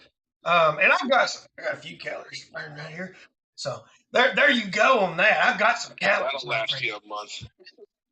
Yeah, that's about a month of emergency supply ration. But yeah, I mean, you've got to know the ins and outs of the battery. You got to know how to sharpen the chain. You got to know how to, but in the same respect, and I imagine Blue Duck over there knows how to sharpen the tines on a crosscut saw where I don't. So Blue Duck, I'm going to be expecting you to put a video up about how to sharpen the tines on a two-man crosscut saw. But I've got manuals, but I got to get in there and read them. But there's going to be, I watched a guy talk about redundancy one time, and that's why I do what I do with bushcraft, homesteading, prepping, because you've got to have that full circle. Because in the old days, they used an electric saw and a solar charger if they had them, you know. Right. It comes down to that redundancy thing. It's like rechargeable flashlights. I also got AAA batteries, common use batteries, and flashlights that use other common use batteries, because this will build a memory up and quit working. Those batteries will get used up where this won't. You never know what's going to happen. Yeah, he's got a portable sawmill. Daggum. Okay. You can't argue with him now. Hey, this man. Hell, I don't argue with anybody. I'll argue with a guy named Luke. Luke. Oh Lord. No, I'm not saying it comes not, I get the manual labor stuff still going to be there no matter what. Uh-huh. I'm just trying to say, the video I did was, it was between gas and electric, right? Yeah. And 99% of the time of my life, gas will always win until you go to prepping. Once you switch to prepping, the gas is no longer. Yeah. It's no longer the number one deal. I get we're all living life and just homesteading to where you can still go to the gas station and stuff. Yeah, sure, of course. You would think I'm an idiot if that was it, but we're talking about the prepping side. One of the things I'm going to look at with that, with what you're saying, I'm going to say that's a good idea initially. Leatherman Raptor, show me how to cut a ring. I'm not quite sure of that question. But anyways, elaborate a little bit there for me, Ujo. But anyways, I can see that when you're in that first initial phase of trying to, you're kind of in that subtle of avoidance phase of prepping the first 6 months before the big die-off, and then maybe a little while later. But as you get your community established, I can see also where the chainsaw is going to come in, because you can probably rig them up to run off of ethanol type things, alcohol, stuff you can make like white lightning gas, I guess you'd say, because the alcohol, a lot of people convert vehicles over to run off alcohol. So I can imagine people would figure it out or may already have, the shine, the understanding on how to run chainsaws off of shine. And probably have befores just simply because of the fact, that's just what people do in the backwoods. They figure out how to do I it. think that it's pretty easy. I have a very in-depth knowledge of engines and combustion, and really the only reason why most vehicles cannot use ethanol or E85 unless they're, air quotes built for them is mainly because of the seals that are used, rubber seals that are used inside engines, so that ethanol and stuff and methanol will dry stuff out and now you have an issue. So that's why those, and also the valve train. Well, you don't have to worry about that with a two-stroke, right? The valve train, you can run alcohol and stuff off of it. Your carburetor just needs to be converted to do so. So owning a gasoline two-stroke is not a bad idea to have another carburetor that's built to run off of ethanol base or shine, right? Like if you want to use your liquor, I don't know why you'd ever want to do that. I'd rather just get a buzz and get my hand out and, get my hand saws out and just go have myself out under the tree I was trying to cut down. But, Get a bud. Okay. Yeah, like it's so. I mean, there's ways to do that, and the redundancy in that is fairly simple because it's literally just rebuilding the carburetor with a certain set of gaskets and diaphragms that won't deteriorate or dry out or dry rot. So many having homesteads talking about the grains. What about using potatoes to make like a vodka? Would that work in place of the shine? See, I don't think the alcohol content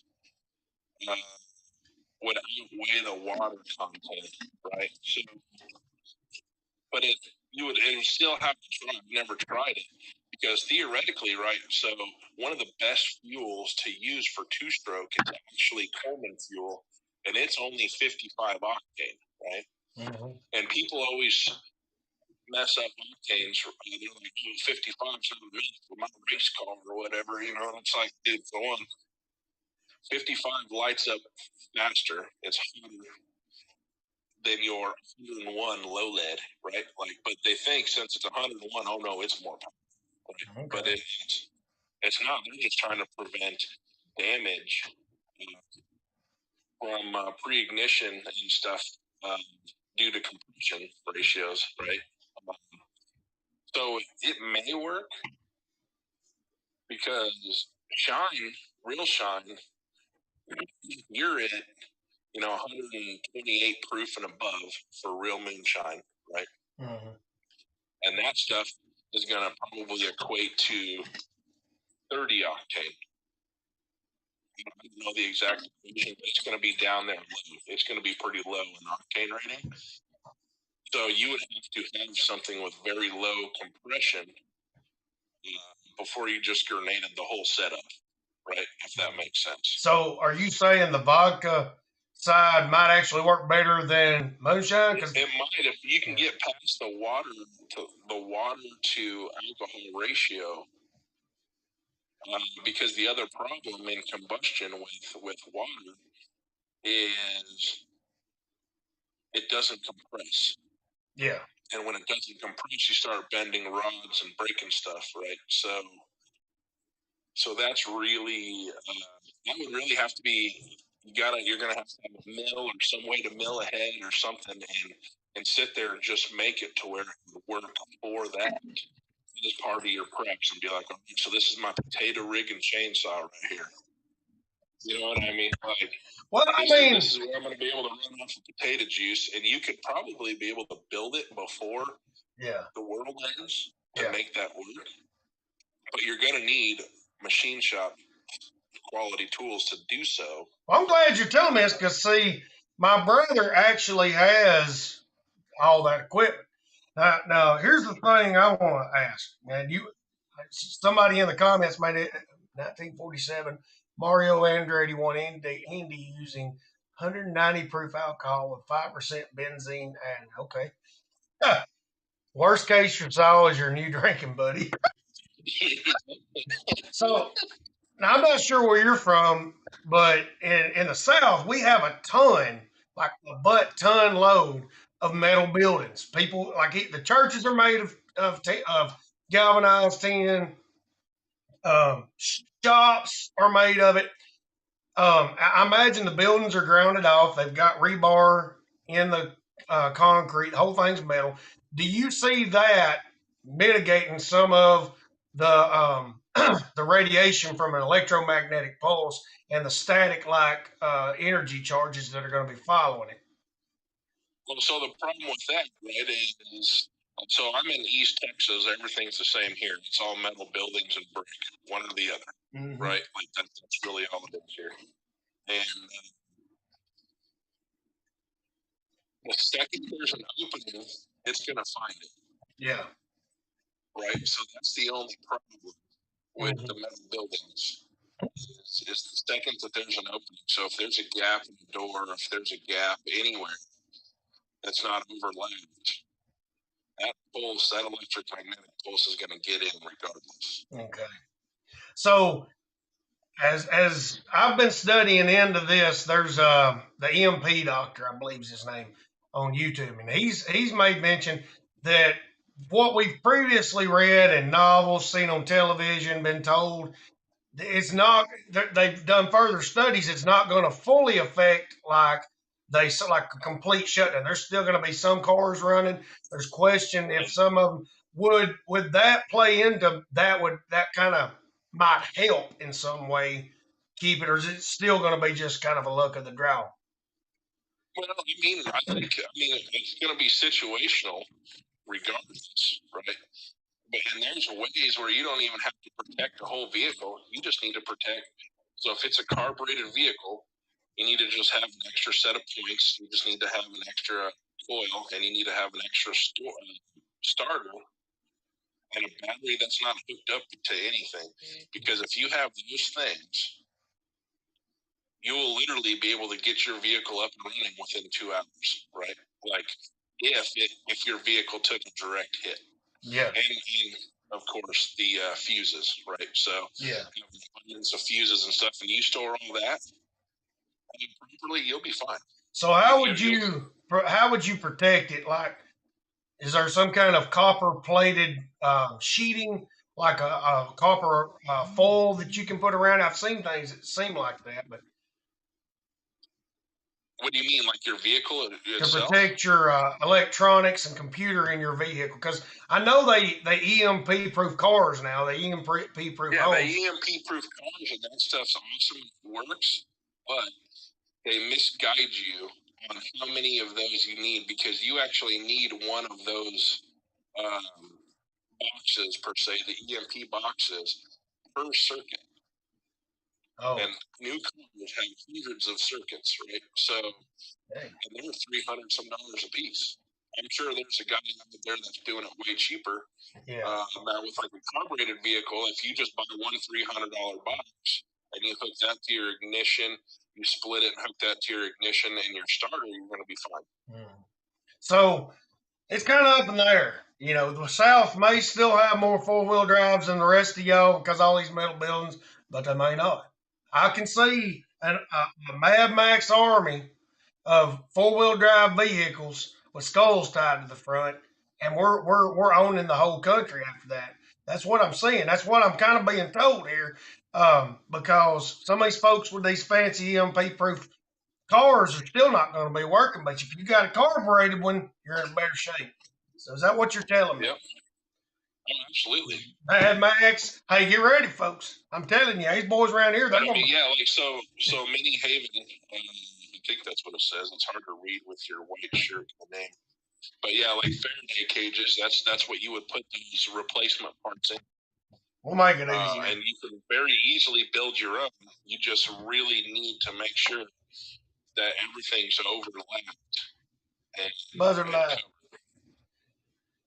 You don't want it to. You don't need to go and buy some $1,200 Faraday cage that'll barely hold your cell phone. Yeah. You can build one fairly easily, but you just need to make sure that it's overlapped. Yeah. But where that electricity pulse is not going to travel through and zigzag through, and will just terminate at the second layer and think its job's done basically at that point. So are you posting a lot of videos about the EMP and Faraday cages? No, I haven't posted anything on this account yet. On the ones that got banned, I have a whole bunch of stuff on all this. Yeah. And Metal that's why I trash. honestly didn't bring up the Faraday cage, because that's one of those key words Yeah. that gets brought through and bring attention to. That's why I was just saying, like store it properly. But now that it's out there, it's already out there. I mean, most people in prepping knows what a Faraday cage is, right? When you go to talk to people outside of prepping, they've never heard of half of what we talked about. So they're just like, "Are you all right? Something wrong with you?" Doctor? I mean, I've got 11 people watching through Haps on either YouTube or Instagram or Facebook right now, and it's probably some local folks watching Facebook. Like, there's that old nut job Denny over there. What's he talking? What's a Faraday cage? Does he got people trapped in his dungeon downstairs? Like, yeah, yeah. By the way, just like what's her name, Prep Mommy? My house, what's under my house is similar to hers under her trailer. It's just brick instead of underpinning. My house actually looks like a double wide trailer, even though it's really a house. It gets confused very much, but yeah, just let y'all know I don't got people down in no dungeon. I ain't got no dungeon. I wish I had a dungeon, but not with people in it. Ultimate Faraday cage. I mean, literally, get yourself a 20 or 40 foot cage, build yourself a shop, put that beneath the concrete, your 6-inch slab of concrete, and you're going to be fine with whatever you put down. Blue Duke says, I need to get me one of them Faraday pants right now. All right, so we've got, this is probably going to be where I end it because I got to start getting ready for work. But Chip retired. He's talking about explaining a Faraday cage. So that's a good idea if we have some newbies coming through or people that are on one of these other platforms that do not understand a Faraday cage.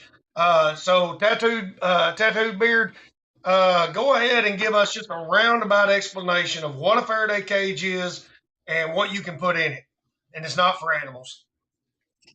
Yeah, it's definitely not. Yeah, it's not for animals. Easiest way to explain a Faraday cage is it is emboxed, or it's in a space by metal that's overlapping that prevents an electric magnet. Getting tongue tied. Man, Lord EMP, Jesus. electric magnetic pulse, right, from penetrating into its barriers and getting into any type of circuitry or anything that's hooked to power. Ham radios in general, weather radios, cell phones, any type of circuitry for cars or fuses or anything that's going to be affected by the said actions of an EMP. That being said, explain what an EMP is. Because I just thought, they're like, what are we using this for? EMP is, well, I mean, it is it's a form of, see, I don't know how to say stuff without getting banana, bro. I'm the king of banana. Just go ahead and say it, and if we get banana, at least the info. So do you see Doomsday Prepper Podcast's little picture? It explodes. A nuclear bomb. This magnetic pulse, electric magnetic pulse out, and I don't know what other countries are capable of, but you can do a couple hundred miles with some high-tech ones, and then some of them are very localized, like 5 miles. 5 miles, 15 miles. So it just depends on the intruder's technology. They could wipe out something within a couple hundred miles, but they can only wipe out things with when it comes to power. But what would be attacked mainly is you really, if you're in a rural area or anything like that, or not by a nuclear power plant or anything, or power grid, you probably don't need one of those Faraday cages because you're probably going to be fine out of reach anyways, because they're going to be going after power grids. Yeah. Another thing you'll want to put in there is all your solar stuff and your batteries and stuff. And I'll go into next time when we get on here and talk. You can get in and go in on these lithium polymer batteries that these chainsaws and all this stuff is now converted over to these rechargeable batteries. And that nickel metal halide, those all have basically smart chips and stuff in them, and regulators, currency regulators and everything that need to be protected as well. Yeah. Because those things will be destroyed instantly if you're near enough for one of those EMPs to actually affect you. Yeah. Now, and I personally believe an EMP is one of the far-fetched what's actually going to happen. Yeah. Right? I don't think it'll ever actually happen. And I hope I'm right. Because if not, people are going to lose their minds the second. But anyway, back to focusing on the batteries. I got to finish that real quick. So, but redundancy, right? The reason why I switched everything over to LiPo batteries, I have a plethora of knowledge in LiPo batteries as well. Is what's that, Doomsday? You can turn those into weapons very easily. Now what? Now what? Now go back to the beginning. I was saying goodbye to Doomsday podcast, and I didn't hear.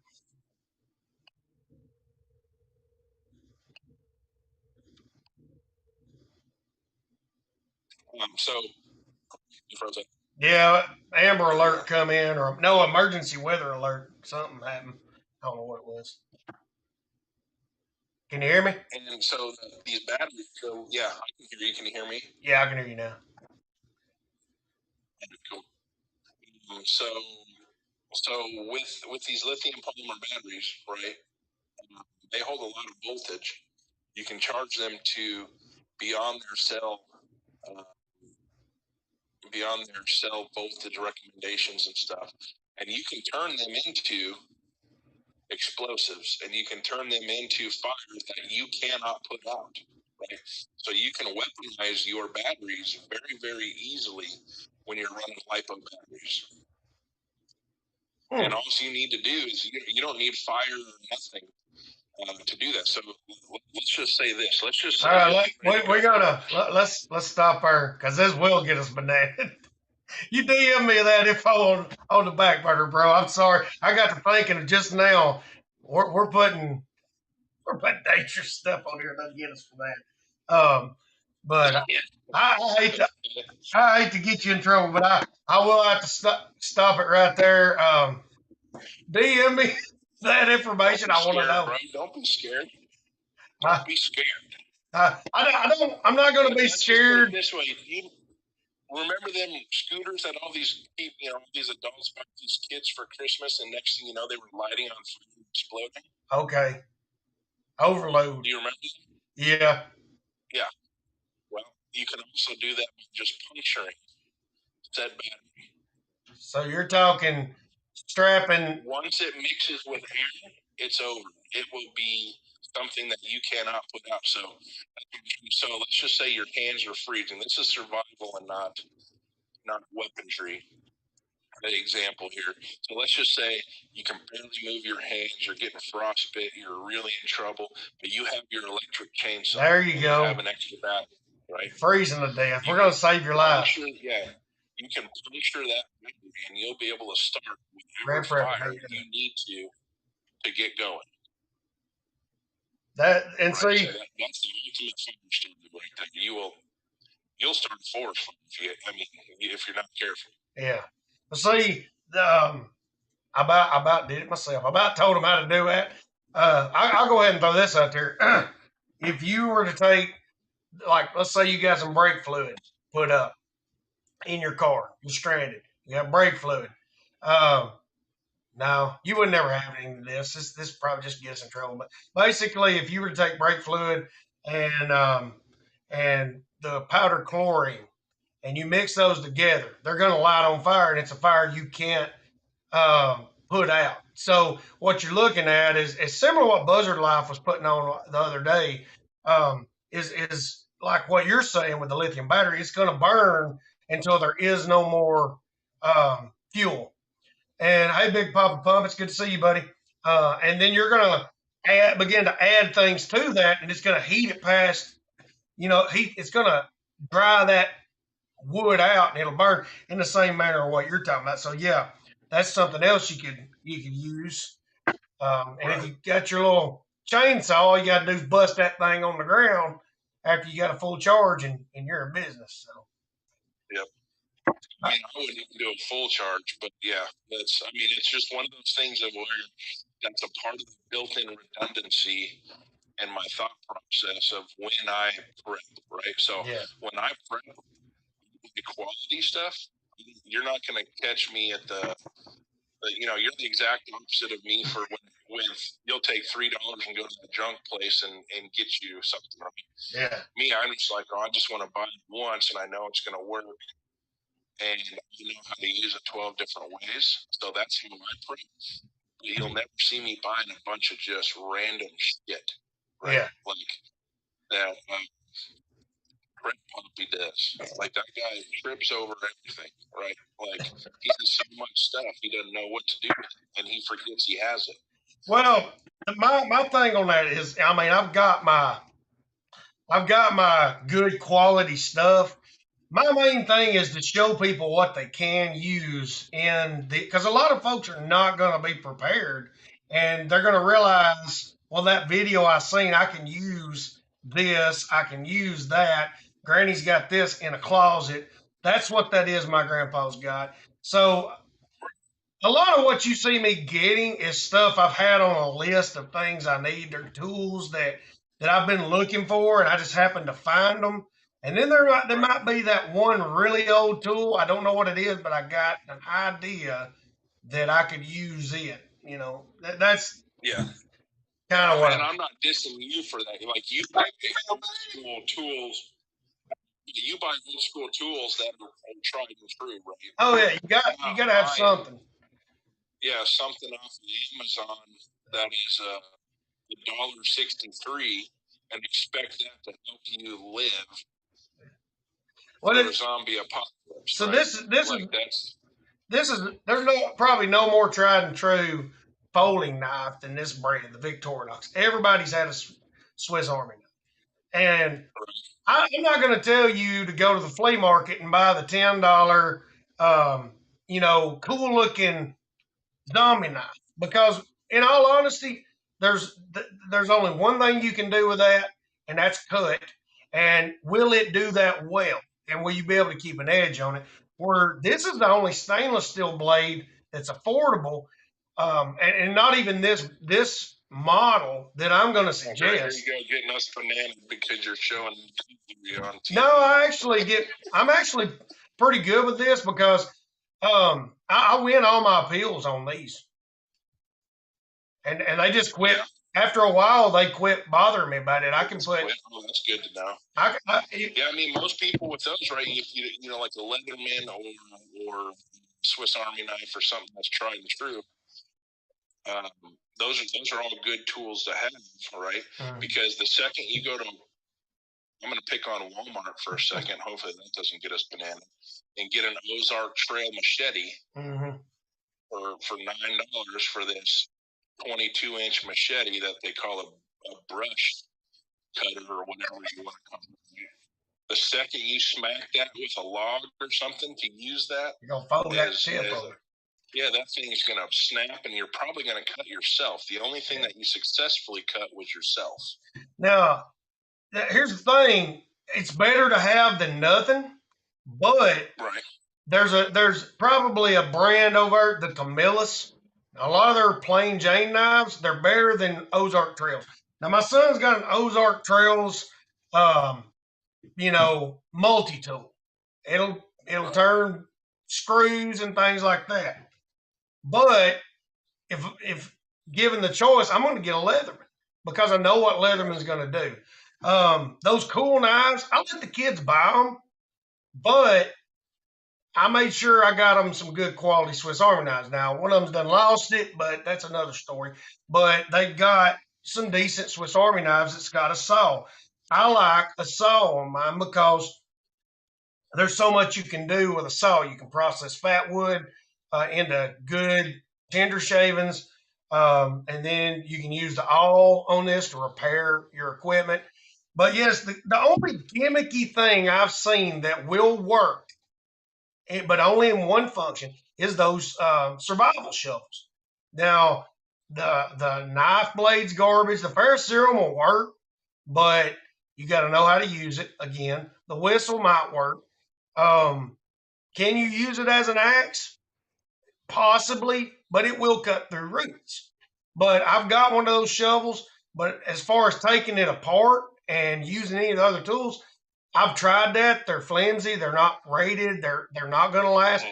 But the shovel is a tried and true design as far as, Well, yeah, the military used it in World War I and II all day long. That's their normal deal. But here's the thing. I can take a cooking pot and probably move more dirt than you can with a shovel if you do it right. I can take my what is it? The cold steel Spetsnaz Special Forces shovel. Now that I can actually throw that like an axe. I can chop a tree with it. I have chopped like pine hearts. They're already hardened. I've chopped them in half just to see if I could do it. I'm not going to use it as an axe, but could it have multi-use? Yes. Could I use it in self-defense? Yes. Could I use it to dig a hole? Yes. So could I cut roots? Yes. Well, am I going to spend money on it? Probably, because I like it. Yeah, that's kind of what you're trying to get to. Yeah. Is I don't buy all the knick-knack stuff because you're only in the bottom line. You're only going to carry so much. So make sure what you're carrying is going to work in every aspect you need it to, plus what you haven't even thought about yet. See, that's the thing. A lot of times is I've seen people go through these phases with prepping, and I went through it myself. I had the slide out lanterns, the little solar slide out lanterns. I still got them; they're still sitting in there somewhere.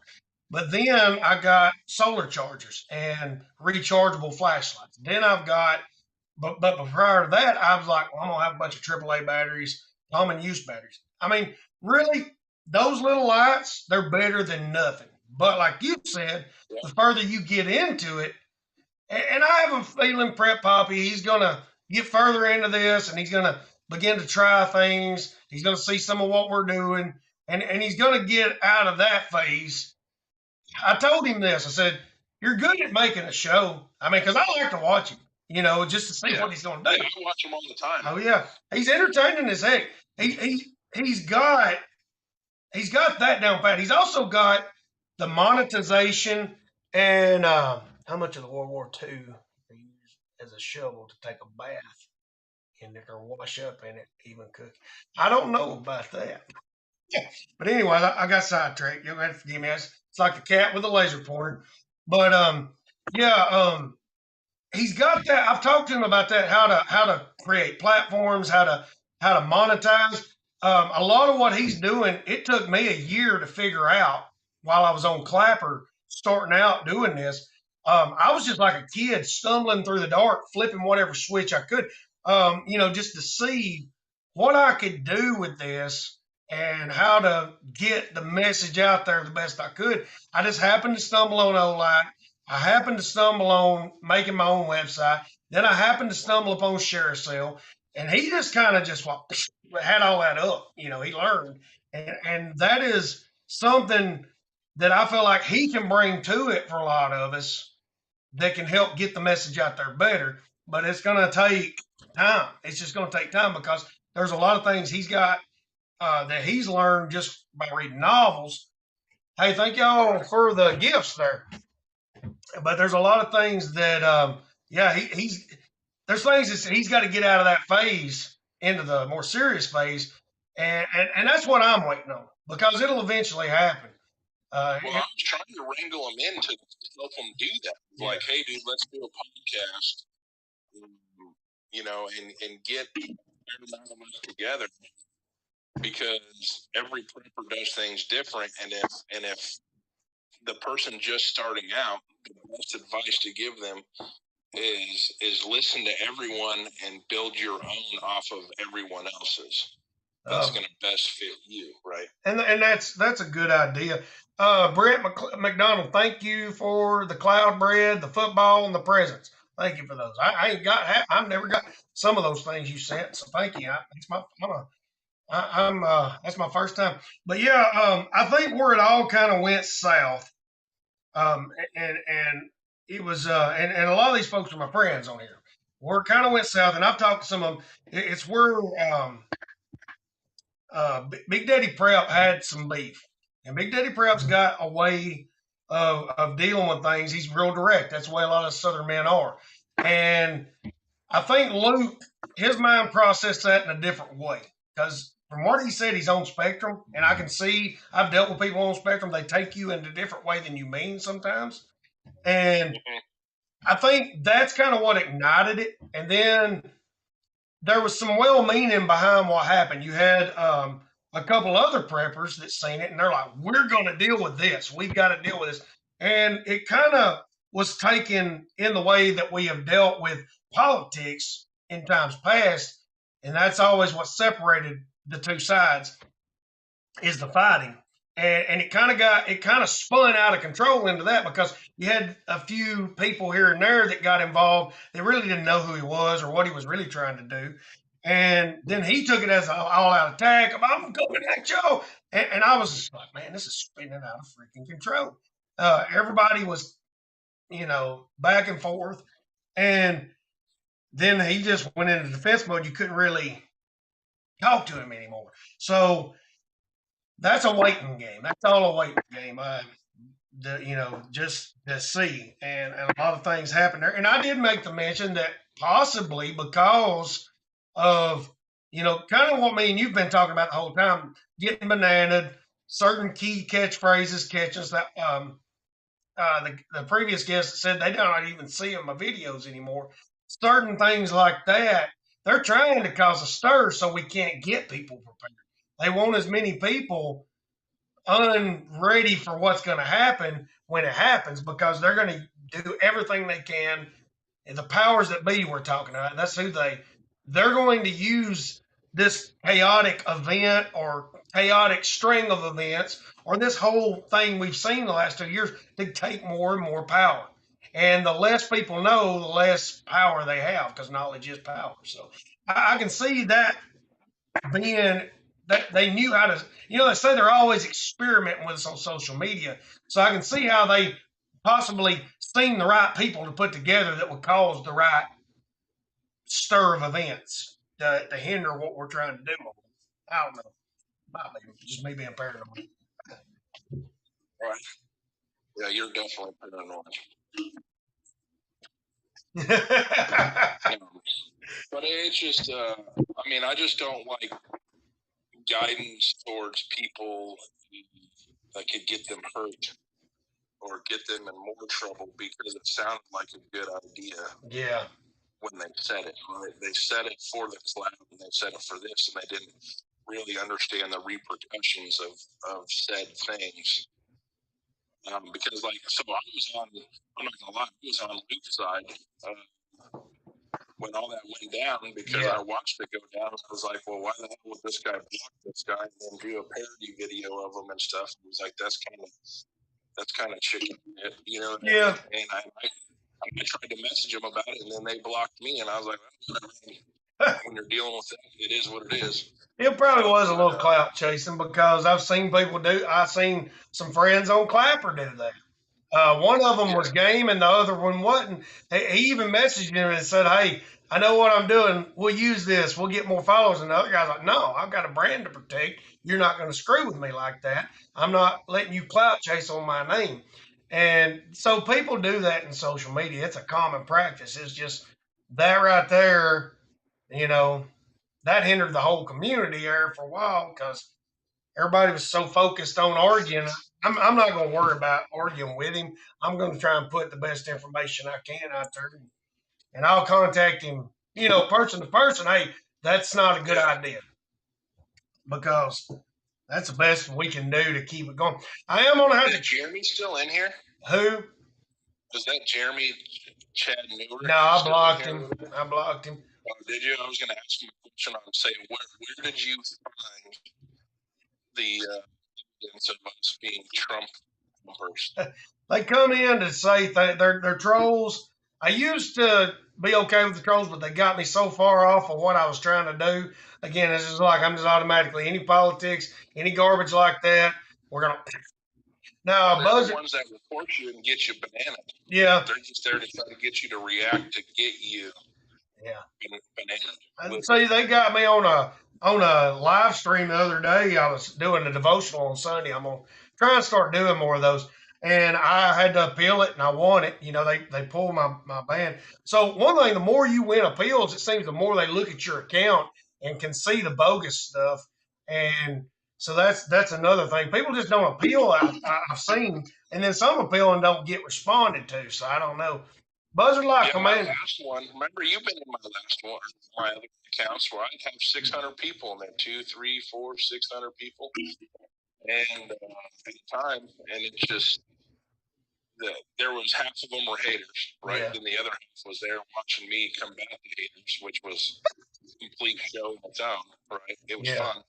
But then as soon as you get the upper hand on the haters, boom, you get banana. They hit you with the mass reporting bots is what they do. Yeah, and it's just like best thing to do that I've seen, and this is what I'm going to start doing, is I'm going to appoint a moderator, and anybody that goes into political stuff, and I don't care either side. If you go into political stuff on either side, like as far as, well, this, like where it turns to, we're not focused solid on prepping. Like I see 10 comments and it's all about Biden this, Biden that. I'm like, look, stop it or we're going to get off, because it's at this point, I mean, it doesn't need to even be said. We know what's happening. right. If we get into conspiracy stuff, I will allow alien stuff because that's just fun. That's just some fun. If it gets me canned, it gets me canned. I'll even let somebody. You were in here with that flat earther. Hey, Jeremy, how you doing? You were even in here with the flat earther. I'll let them go a minute just because that's hilarious. Middle earthers, all that stuff. We'll talk about that because it's entertaining. I'll try and keep it from spinning out of control. But if we start getting into politics, it's just like, I'll even, when it comes to the religious side, I'll even let people bring in like their side on a different take on religion. I'll even let an atheist say what they're going to say. But when it turns into unconstructive stuff, I'm just going to start going. Because what we're doing here is more important than the arguments, and if they, something like what he just said, he would have probably hit me with a mass reporting bot and I'd have had to fight an appeal again, and then they go back and look, and me and you's talking about what we were talking about a while ago with the batteries. They might on you. That's dangerous acts. Yeah, this guy's gotta be. Yeah. Well, I'm going to go ahead. I meant to end it earlier. I'm about to have to start getting ready for work. I thank everybody that came in. Hey, Adventures with Bacon, it's good to have you come in. If you're just coming in, I apologize. We're going to be cutting off. I do got to work second shift tonight, so y'all pray for me on that. Tattoo Beard, you got any prayer requests you want to throw out there before we end this one? Not without triggering some others. No. Okay. Yeah. Anybody that's got prayer requests, you throw them in the comments. We're gonna say a dismissal prayer. I'm gonna pray for y'all. If you do not agree with prayer, you are welcome to exit at this point in time. I'm giving you that time to leave. We are going to say our dismissal prayer, and I'm going to pray over everybody. And I'm going to then I'll do a couple of shameless spills and advertisements because that's the agreement I made with these companies. So, dear Heavenly Father, I pray that you just work on all of my prepping friends, help them, Lord God, with getting that message out. I'm going to pray this, Lord, anoint their accounts that the trolls don't get them blocked. Give them wisdom and guidance on manning these accounts so that we can continue getting these messages out, God.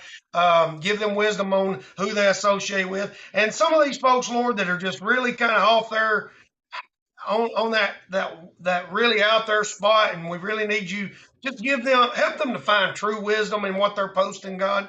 And you know who we're talking about, God, because we love those folks. We don't got no hate towards them. But dear Heavenly Father, work in that area.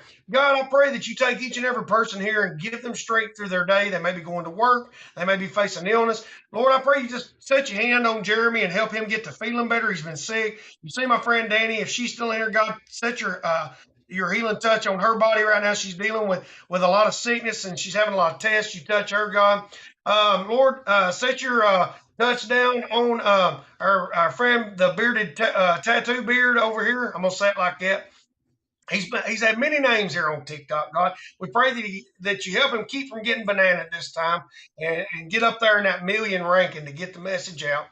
And I pray, God, that you just begin to work in all the things we see around the world and help people to begin to get prepared in some way, shape, or fashion, Lord.